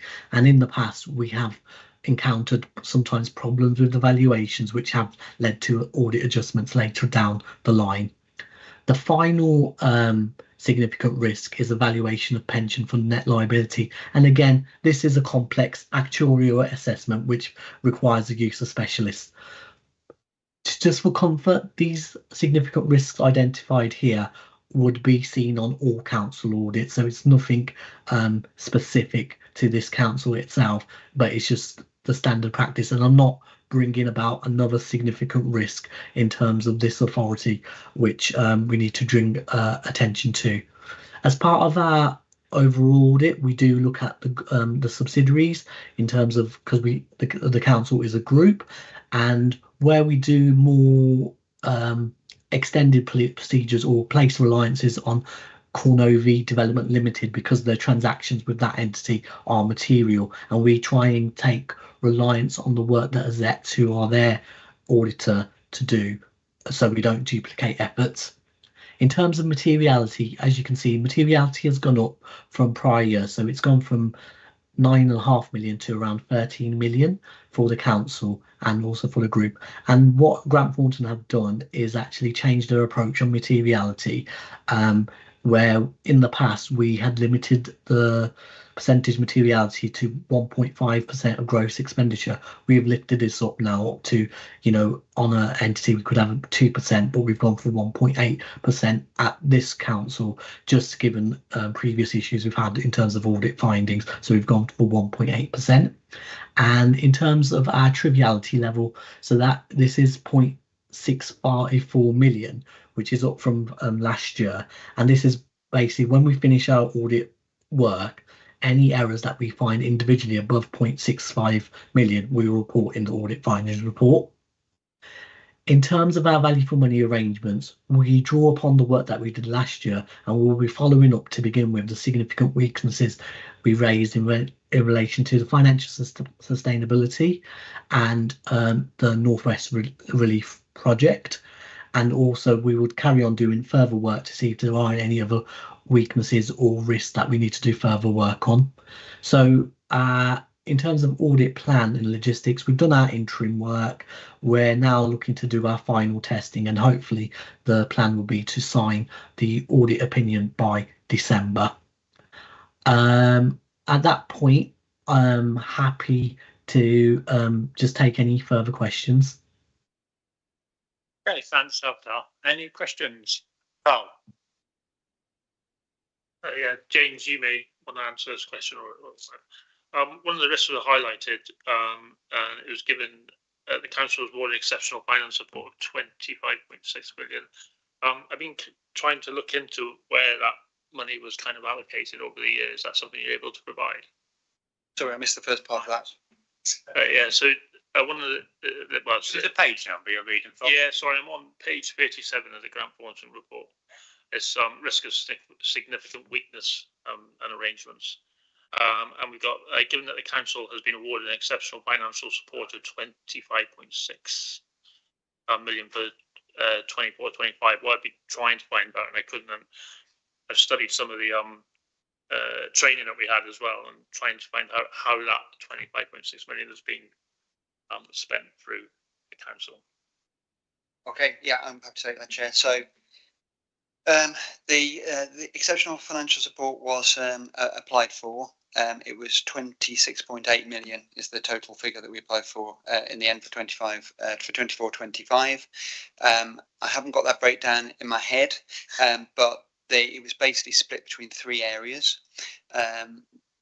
One area was around voluntary redundancy costs. So redundancy costs can be charged through to capital on the basis that they are transformative, that you are restructuring, revising the way in which the organisation is working. That was a figure, I think, around about £9 million. There was then a separate section around staff working directly on transformation work. That was again a figure of around about £7 million from memory, and that was any staff that we could demonstrate were spending a proportion of their time on transformation work. So that varies between a very small percentage up to maybe 80-90%. So we've got a list of all of those. And then the third area were transformation projects and spend relating to those.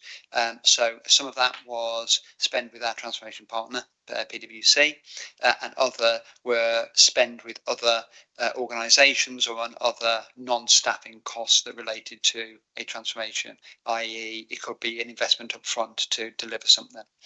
So those three areas together came to £26.8 million.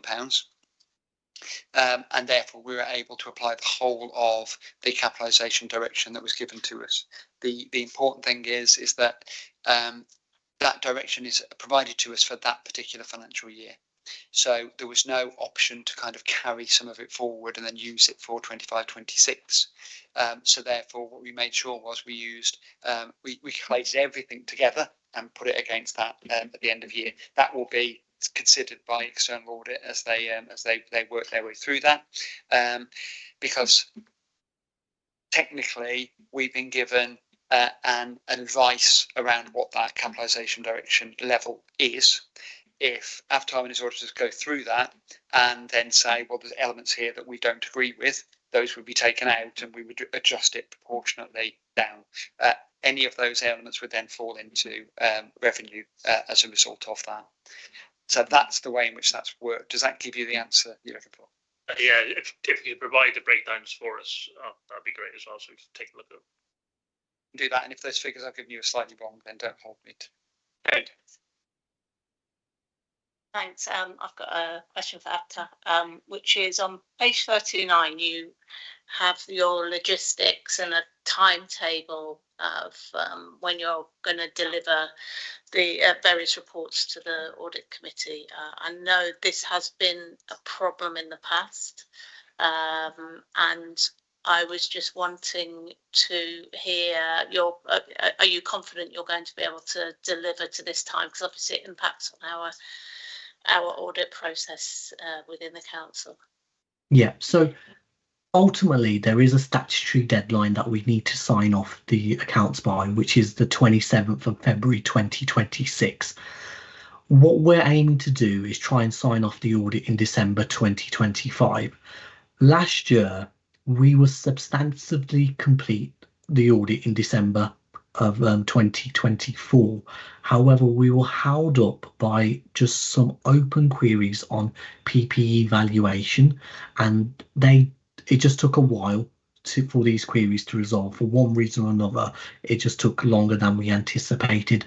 So what we're trying to do is make sure that we get responses to those queries early, and we'll try and lean on James's support if I do feel that things are taking too long in terms of query responses getting back to us. But I'm quite assured, given where we were at last year in December, that we can get this audit signed off by December, so I do have assurance, and I do think we've got the resources and lined up to be able to deliver that. Okay, thank you. We take that assurance and resources, don't we, Kate? Thank you. Okay.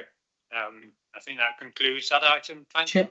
Chair, I just had one observation. Just I know there was a in a previous item you're talking about maybe strengthening or enhancing the audit committee in terms of membership.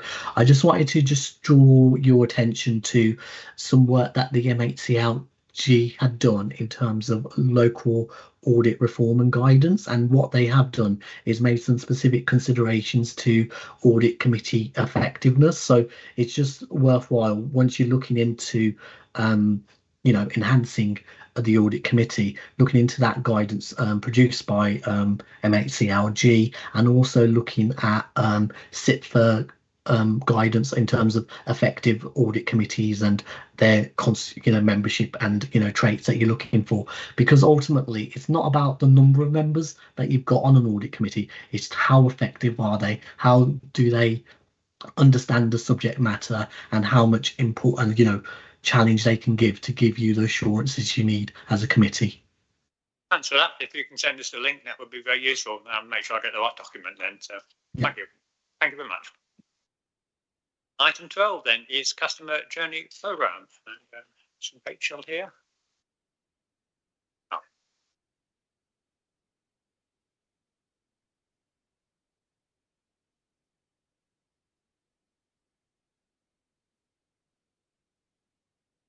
Of item 12, are you? No, not Billy. You're not dealing with customer journey program update, are you? Are you dealing with? Yeah, well, yeah. Thank you.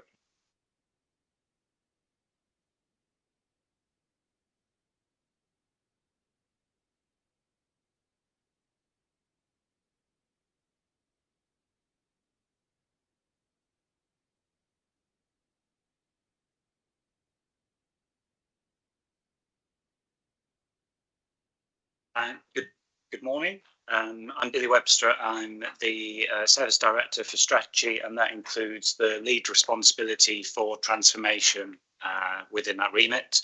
I'm here this morning on behalf of Rachel Robinson, who is the Exec Director for Public Health and is the sponsor for the Customer Journey Programme. However, obviously having an overview of the PMO and the transformation journey, I thought that I'd be able to answer the majority of the questions and provide the update.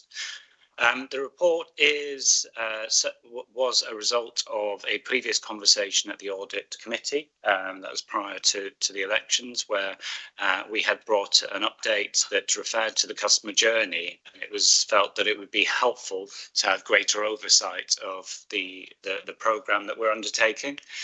The Customer Journey Programme is one of our key transformation areas. Essentially, it's looking at the way in which we connect with our customers, interact, transact, and trying to make both simple and complex needs addressed in different ways to meet the customer need.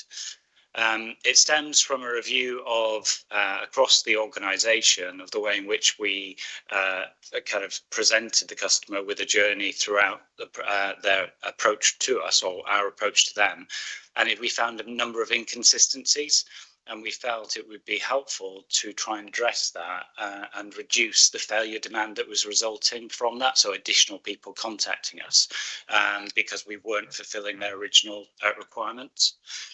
The programme aims to improve how the customers interact, but also the way in which they receive the services from us, to make sure that it's both prompt and suitable, so that the channel they choose, whether that be in person, digitally or over the phone, is the most suitable for their needs. And together there's several elements to the programme, i.e. a programme is a number of projects that deliver the same or shared outcomes. And the customer journey includes two very separate but interconnected projects, and that is the delivery of our digital customer journey, so digitisation, and also the delivery of our community and family hubs. So that is a front door within communities for people to walk in, so it's the physical element.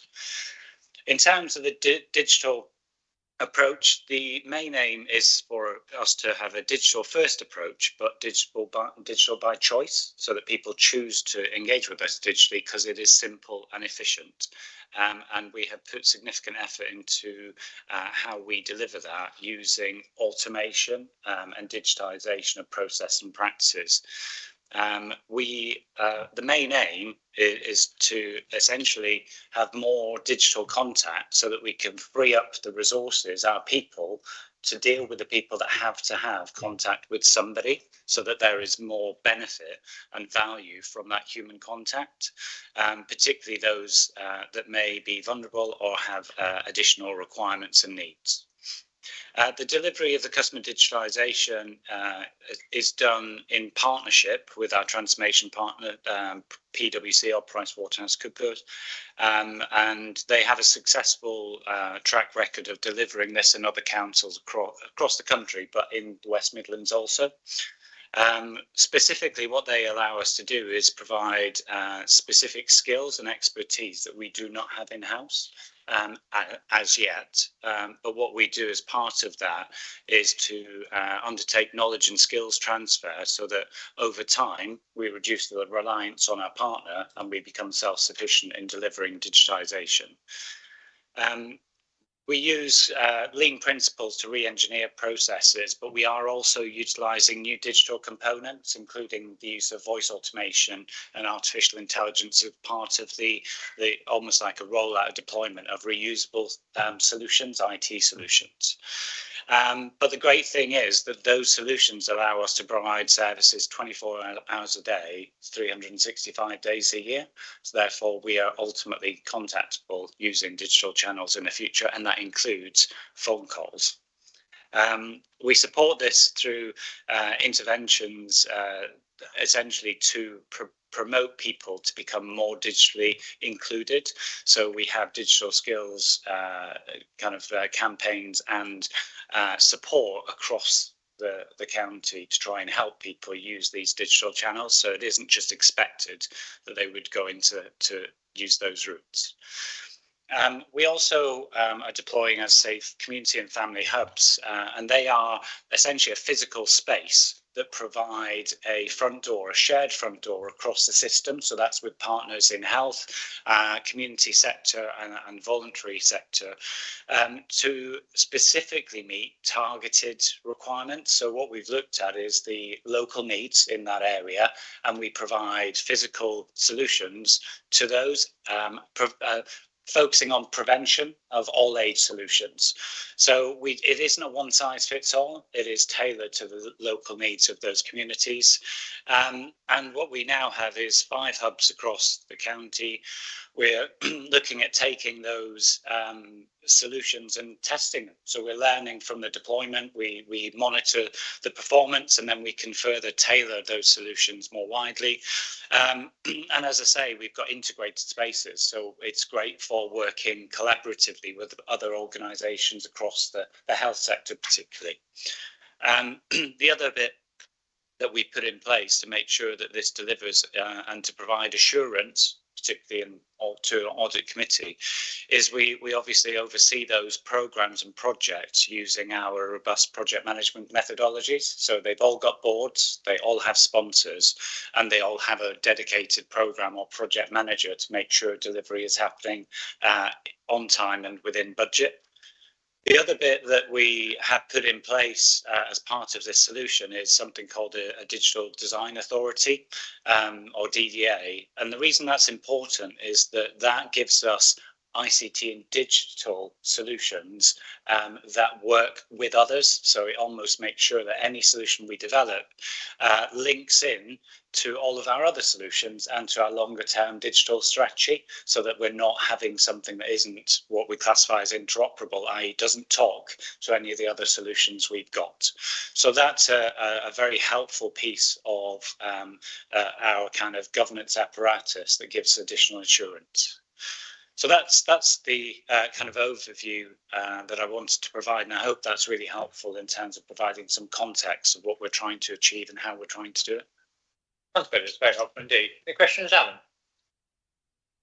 I really applaud the approach of digital by choice. I think that's the right way to do things. I think sometimes organisations, when they have a preferred method which is more efficient for them, maybe online, will make the other alternative methods deliberately difficult to push people online, rather than using a carrot approach by telling people, maybe when they first ring the phone, we've got a fantastic online system which is more efficient and we can deal with your inquiry quicker, but if you still need to use the telephone, you still can. Is there any sort of governance or audit approach to make sure that all of the new routes that you're designing have that approach, and that we're not making things obstructive for people that may wish to use the route that you may not prefer them to use? There's no audit approach, but we are consistent in the application of our customer strategy, and that does say that it's digital by choice, digital first, but digital by choice. Therefore, we don't purposely make other methods difficult. The goal is to make the digital solutions ultra efficient so that they are the go-to because people want to use them. And what we found, so what we do is we monitor the performance of all of our solutions, and we also ask the customers as part of that. So we get essentially a feedback mechanism. And what we noted in the launch of some of our, particularly the voice automation solutions, is that there was a significant uptake in that. They handled the call. There were satisfied customers at the end that got what they needed, and they didn't have to come into the contact centre. But what that then led to was a reduction in call waiting times for other people. So that's how we're trying to judge it. But you're right, if there's anything else that we can do, and I think that's why we're always open, particularly to advocacy from local communities, then we're happy to listen, because we want ultimately to be co-designed. Yeah, thank you. Yeah, I think that increasingly most of us are happier doing quite a lot of stuff online. The problem comes when there's that difficult, like where you don't easily fit into a box. And also many of the older people in the community are just not familiar. They like talk to someone. Have you looked at the feedback on the actual person-to-person calls and how easy people are finding it to actually speak to people? I mention this just because, you know, in those two categories, I have had people contacting me saying they've had problems getting through. Can I please find the right person in the right department? So I think that's potentially an area of weakness, and I'm just wondering whether you're looking at that and evaluating it. Yeah, it's a very useful observation, because we also find that. And it's because it's an iterative rollout. So as you can imagine, we can't do the whole council at one time. So what we're finding is there are still some contact details online which go directly to a service, but that's because we haven't had the capacity to bring those into the end solution and centralise that so that we have a handle. So part of the goal of the project is exactly as you say, to make sure that we can monitor all calls coming in, we can monitor all customer feedback across the whole organisation, and we can make sure that the individual gets to the right person at the right time, because it isn't all dealt with by the customer contact centre, but sometimes it's useful to triage, because often they'll go to a professional expert when it doesn't need that level of expertise. So that will happen at the moment. It will happen at peak times. We will always see an increase, particularly if green waste was a good example, and we were inundated with calls, but we then used automation to deal with some of those calls. So the call volume went up, but then we noticed it came straight back down again. So we're happy to listen. And if there are specifics that you are getting feedback on, again, it's how we can feed that in back to, you know, myself in the first instance, but we through the member portal, then we can have a look at those and start prioritising them on our workload. Thank you very much. I think Carl. Hi, I struggle with digital transformation. I work in the technology industry and all about it. That's fine. But where I have concerns is when somebody goes online, makes a phone call, so that they end up speaking to a robot. And whilst you're saying, you know, the customer feedback is good and stuff like that, what insurances can you give to us that that is actually the case, and it's not just a case of someone hanging up the phone because they're fed up of speaking to a robot and not getting the answer that they want. I also like saying about AI.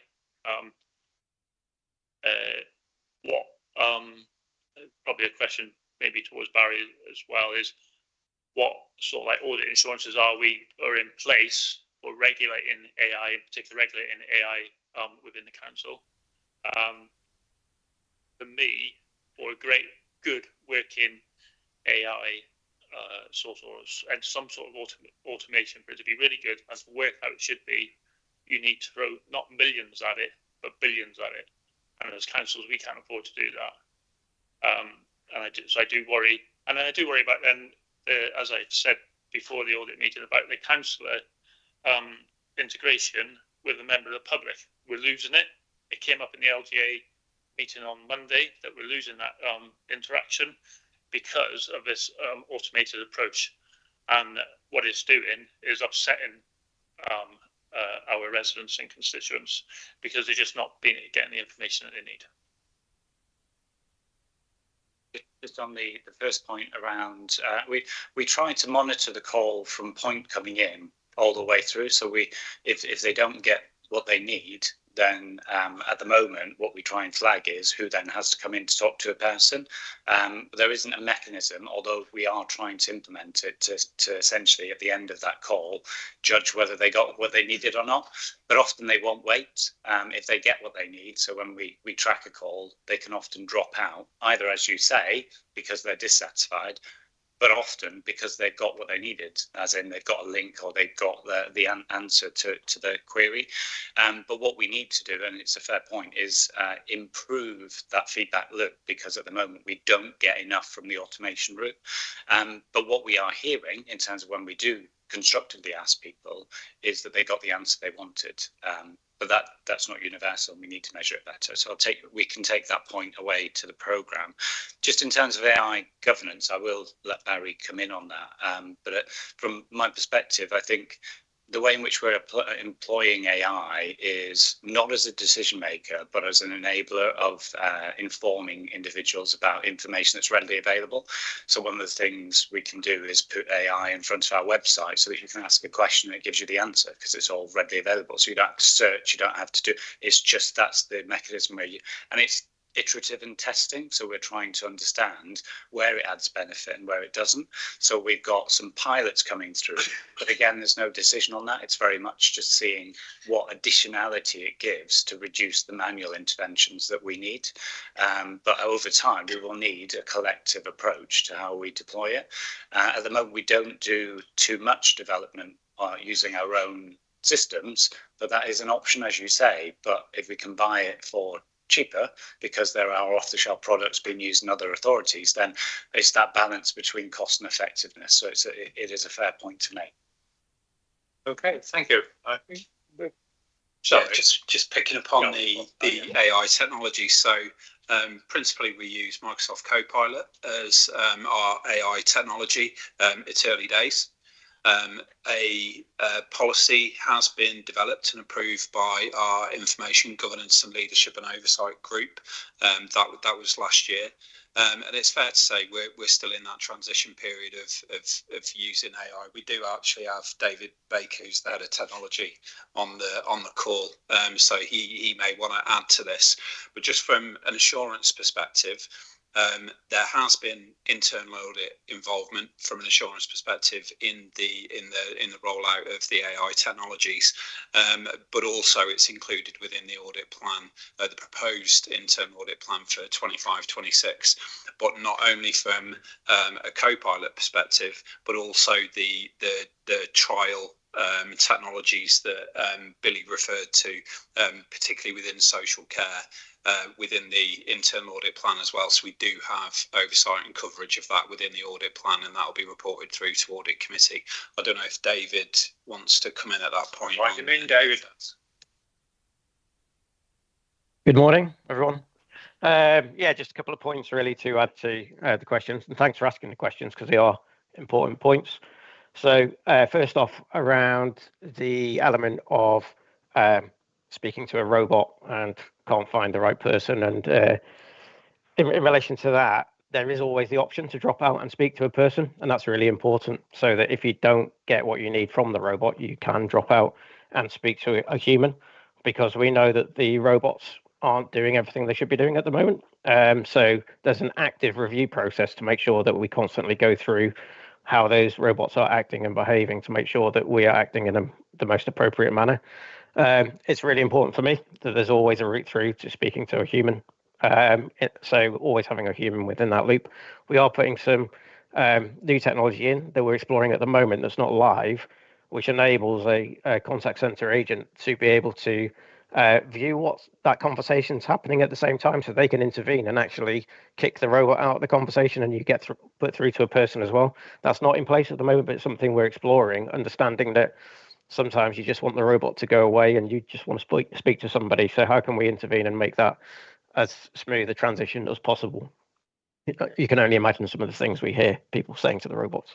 In relation to our AI governance, there's a couple of things there. There's further to what Barry said, there's also the EU AI Act, which was passed, and that introduces a tiered framework based upon the types of technologies you're using. So at the moment, we're using just chatbots and voice automation. So that's deemed by the EU AI Act as being a limited risk. So there's 4 levels of risk: unacceptable being the highest, then high risk, then limited, and minimal. So it's quite a low tiered level of risk. We also monitor it very carefully. There's no AI decision making going on. It's purely a signposting service at the moment for AI. So you're asking me this question: can I provide you the information? Here you go. Has that satisfied your query? If not, then you get put through to a human person at the moment. There's no ambition for us to ever make AI make those decisions. It's purely trying to automate a simple transaction. The more complicated transactions absolutely need a person in the mix. And in relation to our new operating model, you'll see that the way we're trying to implement technology is around those very low level, simple transactions, so that can take the weight off our advisors, who can then deal in a more personalized and expert-led approach, because they're not having to deal with the simple transactions. For example, if you just wanted to say, how do I find out what bracket of council tax I should be in?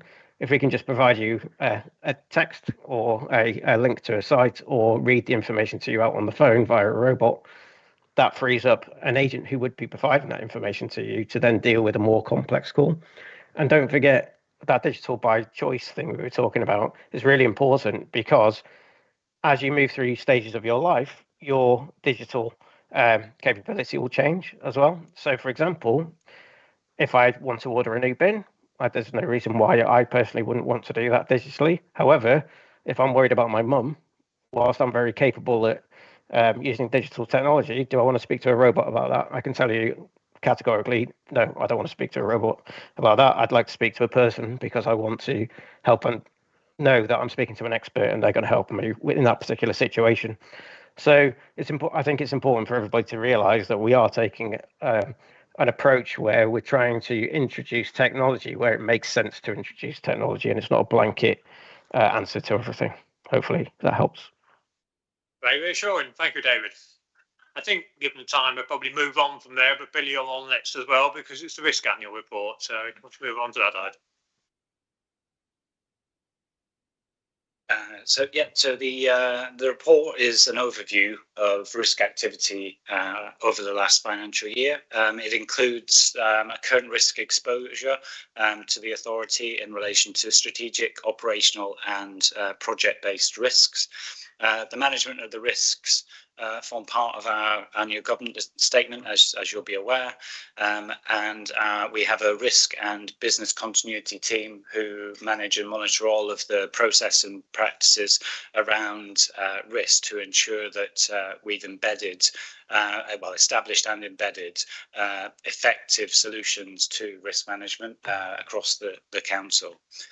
Whilst the team are responsible for ensuring that risk management is undertaken in line with our agreed approaches, they don't actually manage the risk. There are risk owners that do that. So often the risks, whilst reported through the risk team, they're actually managed specifically through the services themselves or through the project.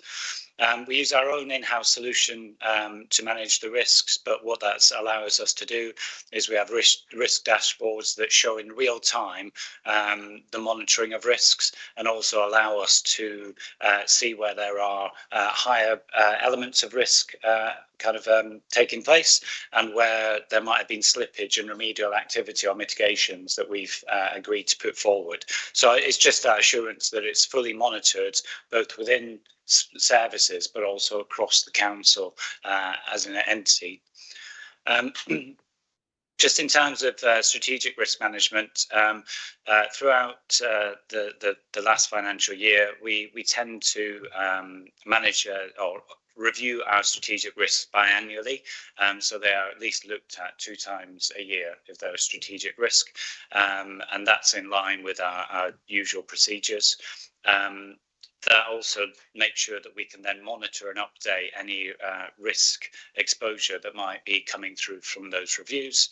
The outcome of those are reported to our exec management team and cabinet, and in addition, the strategic risks are now reviewed at our leadership board, which is a broader service director level entity.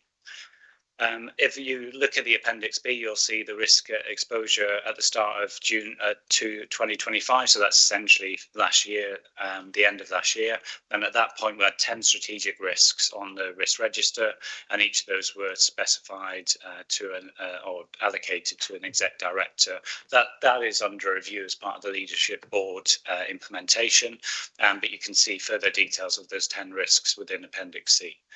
It's also helpful to understand that whilst this report is an overview to give you assurance of the last financial year, the audit committee can at any time choose to review any of those strategic risks in more detail, and that way you could bring in the relevant risk owner or risk lead to give you specific details on how they're managing that risk and more details on it.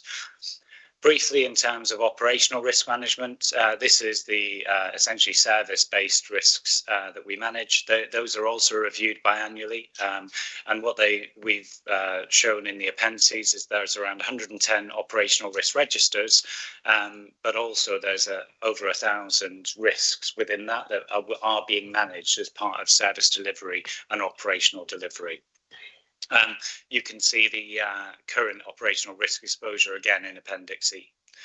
In terms of project risk management, we employ robust risk management processes, but also robust project governance and project assurance processes. So all risks within projects are managed through RAID logs, which are risk, action, issue and decision logs. Every project is expected to and is audited to have one of those. And then we have an automated system that will chase the project managers and then escalate up to the project boards when risks are not being managed in the appropriate way. And again, as you'll see, we've got 569 project risks that were identified in June 2025, and those are outlined in Appendix C's F and G.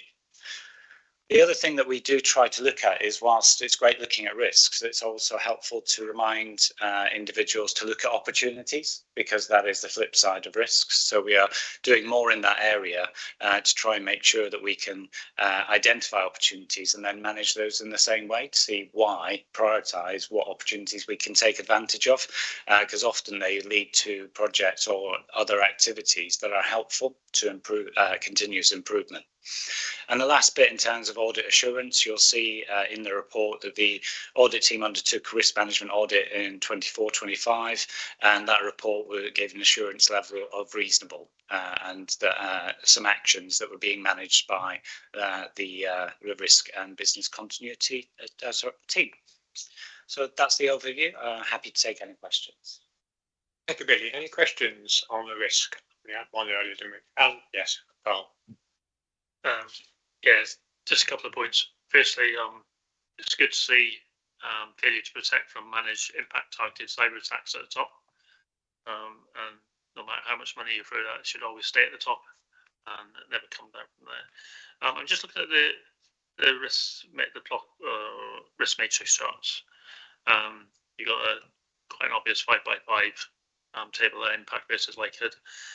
Those numbers in the coloured boxes, are they the number of risks at that score? So for instance, if you look at operational risk plotting, you got 19, 5, 35, 38, 112. Yes, so apologies. Each of the numbers are the risks within that allotted likelihood and impact. Yeah. Any other questions? Ed? Thank you. Yeah, I'm aware that an answer has been given to the member of the public on this, but I just wondered whether you wanted to add anything to the answers of the question from Mr. John Palmer. Is in the risk annual report there is a concerning climate in the strategic risk list. Failure of officers and members to adhere to governance arrangements has shot up from a score of 12 to present danger red area of 20. And the question was, in plain English, what are the main factors? We have had an answer from James. I was just wondering whether you wanted to add anything to that. I couldn't. I need to look into the factors behind it because I don't have the detail. But if James has answered, then I'm sure he's taken that into account. Okay, thank you. And could I just in terms of the matrix in the report. Sorry, I'm going to go back to it. Yeah, I found it. So I'm looking at the 3 lines model and where risk is assessed. We've got strategic risk exposure, operational risk exposure, project risk exposure. And I went on, apologies, at length earlier about the health and safety at work legislation. Where would that fit in within the overall risk? Would that be strategic?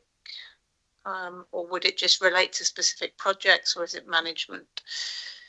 I think that would be cross-cutting in all, because it depends on the nature of the project. It might identify health and safety risk, and therefore it would be managed through the project, but obviously in tandem with the health and safety team. The health and safety team will have their own risk register as part of their operational delivery, and if it was deemed that it was significant enough by the operational part of the organisation, they can escalate that to be a strategic risk, and that's the way we review risks. So it definitely depends on the risk itself rather than the category in terms of who might be managing that risk. Thank you. And obviously, failure to adhere to health and safety legislation would be dealt with in this risk system. Yeah, yes, we would manage that. Any risk we'd want to manage within the system. Yeah. Okay, thank you. That was a similar question I was going to ask, actually, because we dealt with the risk of inability to contain expenditure within the current resources. But there isn't a specific strategic risk of our failure to meet a statutory obligation, be it under health and safety or in the other legislation. And if you're thinking about resources are scarce, you either overspend the budget, that's a risk, or you don't do what we're legally required to do. That's a risk, but it doesn't seem to be there. So just an open question as to how that's recorded. Yeah, so that's part of the review that we undertake on a biannual basis. So as Billy said, currently the new leadership board, the new senior team that's replaced the individual directorates, we are going through each of the strategic risks that are listed in Appendix C one by one on a weekly basis, to make sure that the whole of that strategic team is fully aware and understanding of the issues that relate to that. Once we've completed that review, There is then a workshop that will be held whereby we will assess the overall position in terms of risks. So as an example, at the bottom of that list, you've got safeguarding children. So that is a risk that's been identified, which is it could be financial, it could be capacity, it could be operational, it could be all sorts of things, but that's been identified as a strategic risk for the authority. So where there's individual areas like that, they can bubble up because clearly, and again, Chair, you'll be fully aware of this, Safeguarding Children, Children's Improvement Board, it was considered as something that needed to be taken forward at an organisational level, not within an operational area. If there is a health and safety issue that relates to a particular building, for example, that would be picked up as an operational risk. If there is something picked up that says we're not applying, the financial implication, exactly as you said, Chair, if the financial implications mean that we are not able to deliver services to a safe level, for example, that might be specific areas, that might be a cross-cutting one. That's where we would assess it as part of that workshop, and that's where we will review all of these risks to make sure that they are representative of the world that we're in at that point in time. Okay, thanks for that. My only other comment was be useful to know over time as a trend, have we now got, and my sense is, we have now got more high-level strategic risks than we've had, but it's only a sense. It would have been useful, in future to have some concept as to whether the council is getting a higher and higher level of risk or whether it's stable, because my perception may be incorrect. It may be another level of risk, I don't know. Just on that very quickly, Chair, roughly speaking, we've tended to have between, there's 10 now, it has been 12 up to 14, I think, over the years in terms of the numbers of risks. What I would say, so the number of risks I think is slightly lower. However, the status of those risks is significantly higher than it has been in the past. It would be nice to have that data available to us so we can make that point to the organisation, because otherwise, like bald frog syndrome, isn't it? We could be just getting more and more and higher and not really recognising that it's got beyond our risk appetite. So.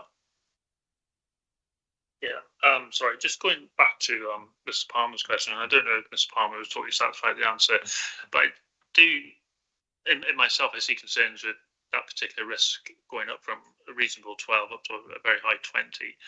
And one of the answers you've given, is voluntary redundancy. I'm a bit concerned that voluntary redundancy could lead to those mistakes possibly happening. I totally understand with the new council that can happen, and with the training and the amount of training we've got in place, we hope that those mistakes don't. But when it comes to voluntary redundancy, I kind of would think, well, if I'm leaving on a voluntary basis, generally I'm ready to go. I've been at the council however many years. I'm going to get a little bit of a payout, and I'm happy. Why would I go and either make a mistake or do something on purpose that might bring the council into dispute? If it was compulsory redundancy, I totally get it.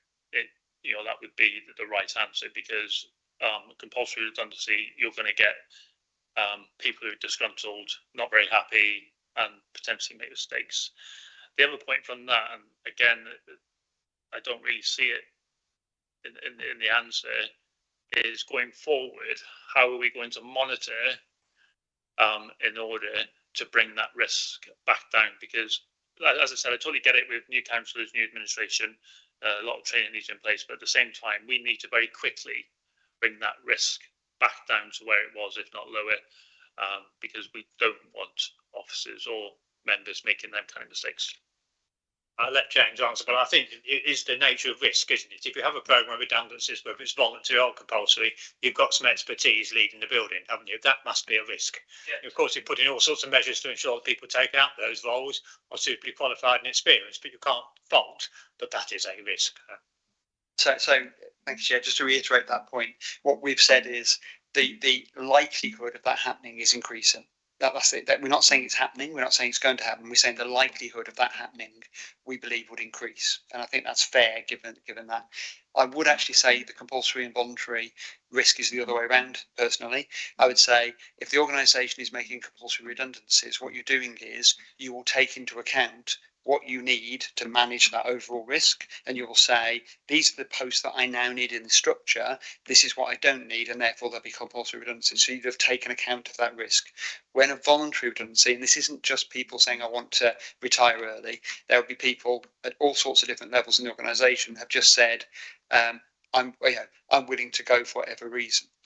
And that we therefore don't have control over who puts their hand up and says I'd like to go. We do have control over whether we allow them to go. And that's, again, how you would mitigate that risk. So the likelihood of people putting their hands up and saying I'd like to go, and that being a risk to the organisation, increases. And one of the controls around that is you would say that particular individual in that particular role, they would like to go, but at this point in time, we can't let them go. And it is voluntary redundancy. So you can't, you just say, no, you can't go. That's not great from a staff morale point of view, but nevertheless, it helps to mitigate that risk. So that's the approach that we're taking across this. Okay, I'm going to call a halt there. I'm conscious of the time. Thank you, Billy, for your input. Invaluable. Short break service management. Oh, has it been waiting patiently all morning for this? There. It moved up the agenda.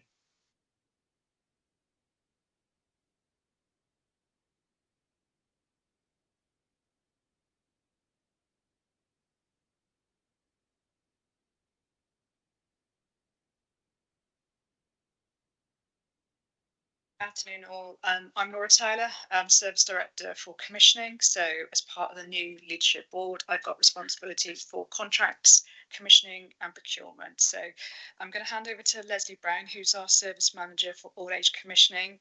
And then she's just going to take us through the audit report and where we're at with the short breaks and some of the complexities behind some of this, which I think has probably been, pulling out as part of some of the issues that we've been talking about throughout this morning. Okay, thank you, Laura. Yeah, hi all.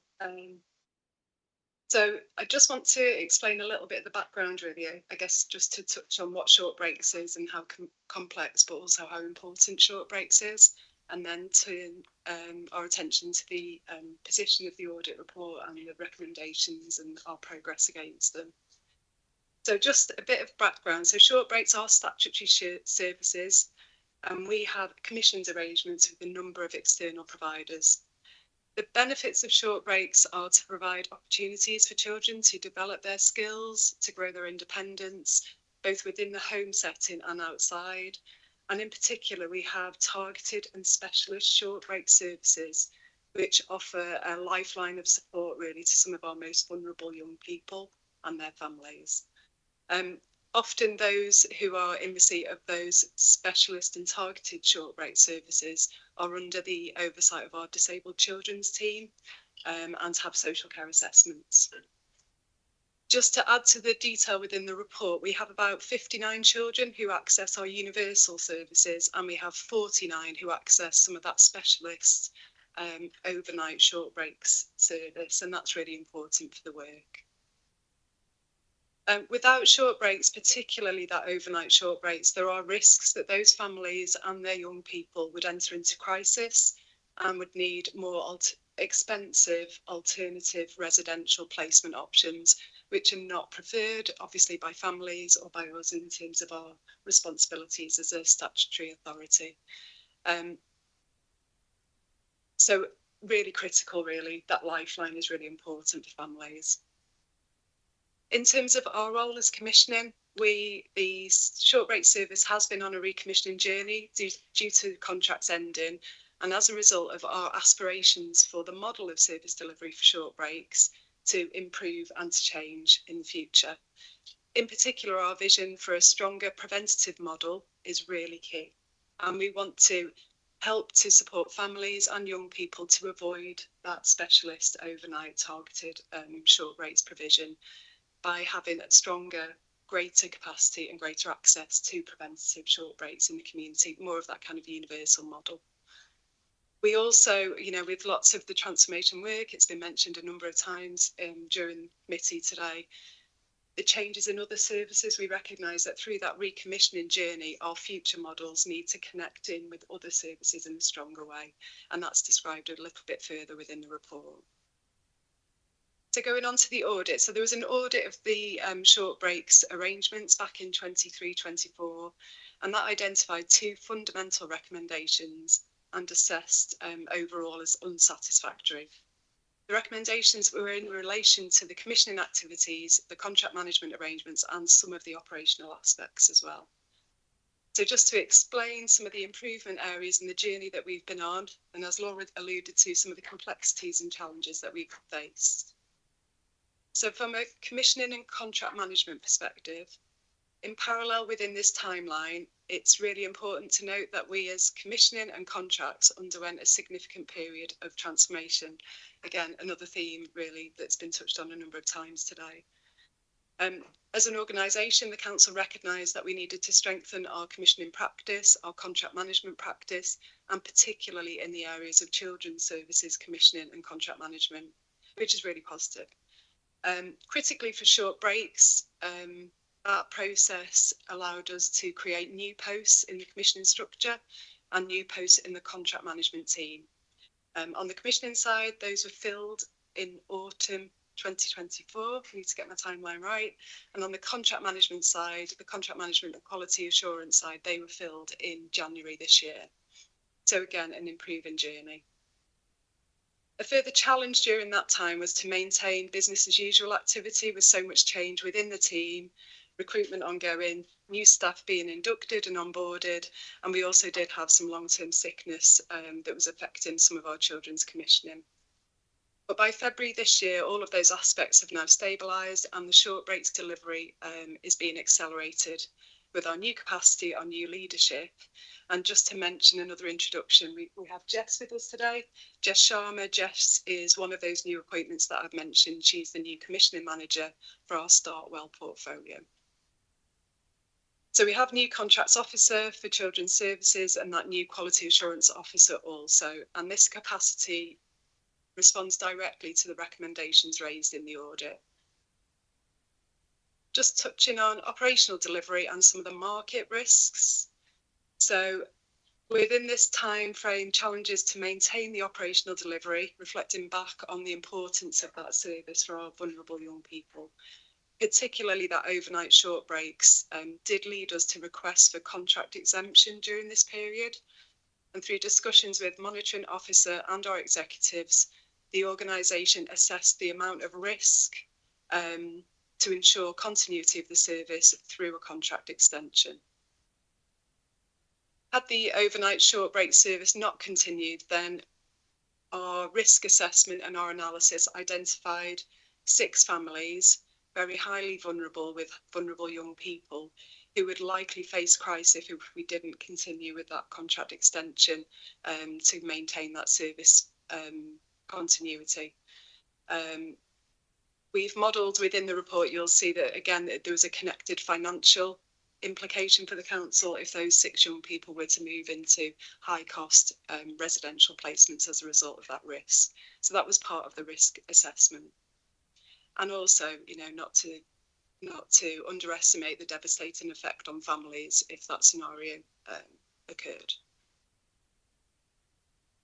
Also, just reflecting that within this same timeline, we've had a really challenging social care market that we're trying to support and develop and manage, and that's part of the commissioning responsibilities. There are limited alternatives within the market and pressure in the sector, increasing costs on providers, financial viability, recruitment, retention, all, I'm sure, many challenges that you're very well familiar with. So all of these factors were being managed within this timescale through the commissioning work. So in summary, our current position is that the outcome and the current position now is that we've maintained that service delivery. We have prevented the crisis that we feared might happen and the escalation, particularly for those 6 identified vulnerable families. We've continued to accelerate the commissioning work aligned with the recommendations from audit, and our future services are going out to tender, I think, within the next month or so, which is really positive. We've strengthened that capacity, which I've explained, and the monitoring with the new structure and the new posts. Our contract monitoring of the short breaks providers is now active and live, and our quality assurance visits to services are underway and embedded within our structures. Governance is strong as well, and that's been an improvement journey. So we now have oversight of commissioning through our joint commissioning delivery group, and quality assurance and contract management oversight through the People's Quality and Performance Group. So just to reflect back on the report, so the report asks committee to note the progress being made, support those actions that we've described that are securing that service continuity and the move towards a new model. And we're happy to, unless I've missed anything, Laura, but happy to open up and take any questions. Very, very much. Any questions? I've just got one myself. So on 8.1, it says there was an interim review by internal audit, which still felt there's unsatisfactory assurance, mainly, as I understand it, because the changes hadn't been embedded in May, but you're saying they are embedded now. I suppose there's a question to do. Is there a proposal to go back? Are you doing any further audit of this team at any time? Yeah, as it's an unsatisfactory audit with a fundamental recommendation, it will be included in our follow-up process. So we would be going back, but I'd echo those points you made that we've got to go back at a point in time and assess against the evidence. So all those things are sort of those green shoots of improvements. We have seen evidence of some of those. The key point that made it unsatisfactory is that going out to tender and heard the management assurance that that's in train. I think with the audit, the committee recognise it's still the importance of this work and the difficulty. I know the environment and the economics of the care provision is very challenging at the moment. So equally we recognise how vital it is, not just in saving money, but providing good quality outcomes for the people and the children who benefit, and the adults who benefit from the service. Kate. Yeah, mine's just a quick question. Thanks for the presentation. And in terms of where, could you let me know where the old contract was placed in terms of, out of area? I guess I saw Telford being mentioned somewhere in the report, I think. So this is for the overnight stays, and is the new where are the new contracts going in terms of location? So I don't know if we've confused you within the report, apologies for that, but the contracts that we have are very much for Shropshire Council's young people. What we are looking and exploring in terms of that future model is whether or not any sub-regional opportunities might present themselves. So we are doing some joint work with Telford and Wrekin around very similar to kind of like a fostering model, a family-based care model that could provide short breaks, respite and support. So we're working at various levels, really. I guess the tenders that are due to go out will be looking very much at a local provision and local elements of the model. But we're also working, Jess is working very hard with sub-regional colleagues to see if there's any sub-regional partnership opportunities as well in that future model. And that's about us building resilience, really, because we're not comfortable with the current model as it stands and that over-reliance on our kind of a small number of providers. So it's about building resilience. Thanks. That's you've answered the question. I'm in favour of having it as local as possible. Yeah. So the plan is still very much to have our foster care resilient.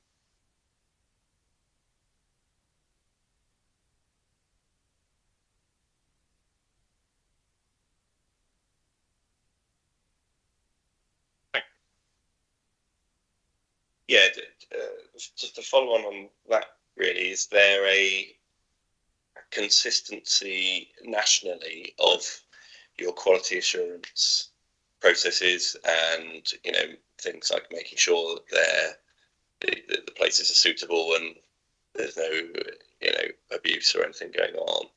Is that consistent across different councils so that you can share resources with other councils in that way and expand your listings from that point of view?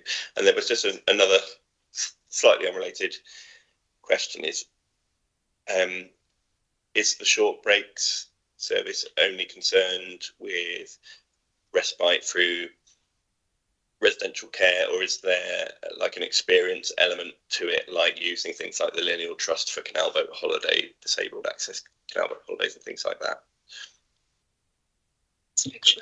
Yeah, I can pick up your first question. I think it's probably fair to say it probably isn't. actually consistent across different local authorities. Teams will be made very differently in terms of their makeup structure, whether they've got quality monitoring officers within the teams, how they work with their operational colleagues, how it might be that it's they work with health colleagues, for example, and have shared resource. So quite different. However, they will be looking at a very similar structure in terms of what do Ofsted look at from their inspections. And so we'll kind of be monitoring against that, which is kind of what we do. So our teams, and as part of the development and investment actually from the Shropshire Council, we have invested into, as Leslie was saying earlier, into our contracts and quality team. We didn't have anything really for children, so I think that's fair to say. It was very, very minimal in terms of any resource at all. So they are really strongly now aligned with our commissioning teams in terms of Start Well, Live Well and Age Well portfolios.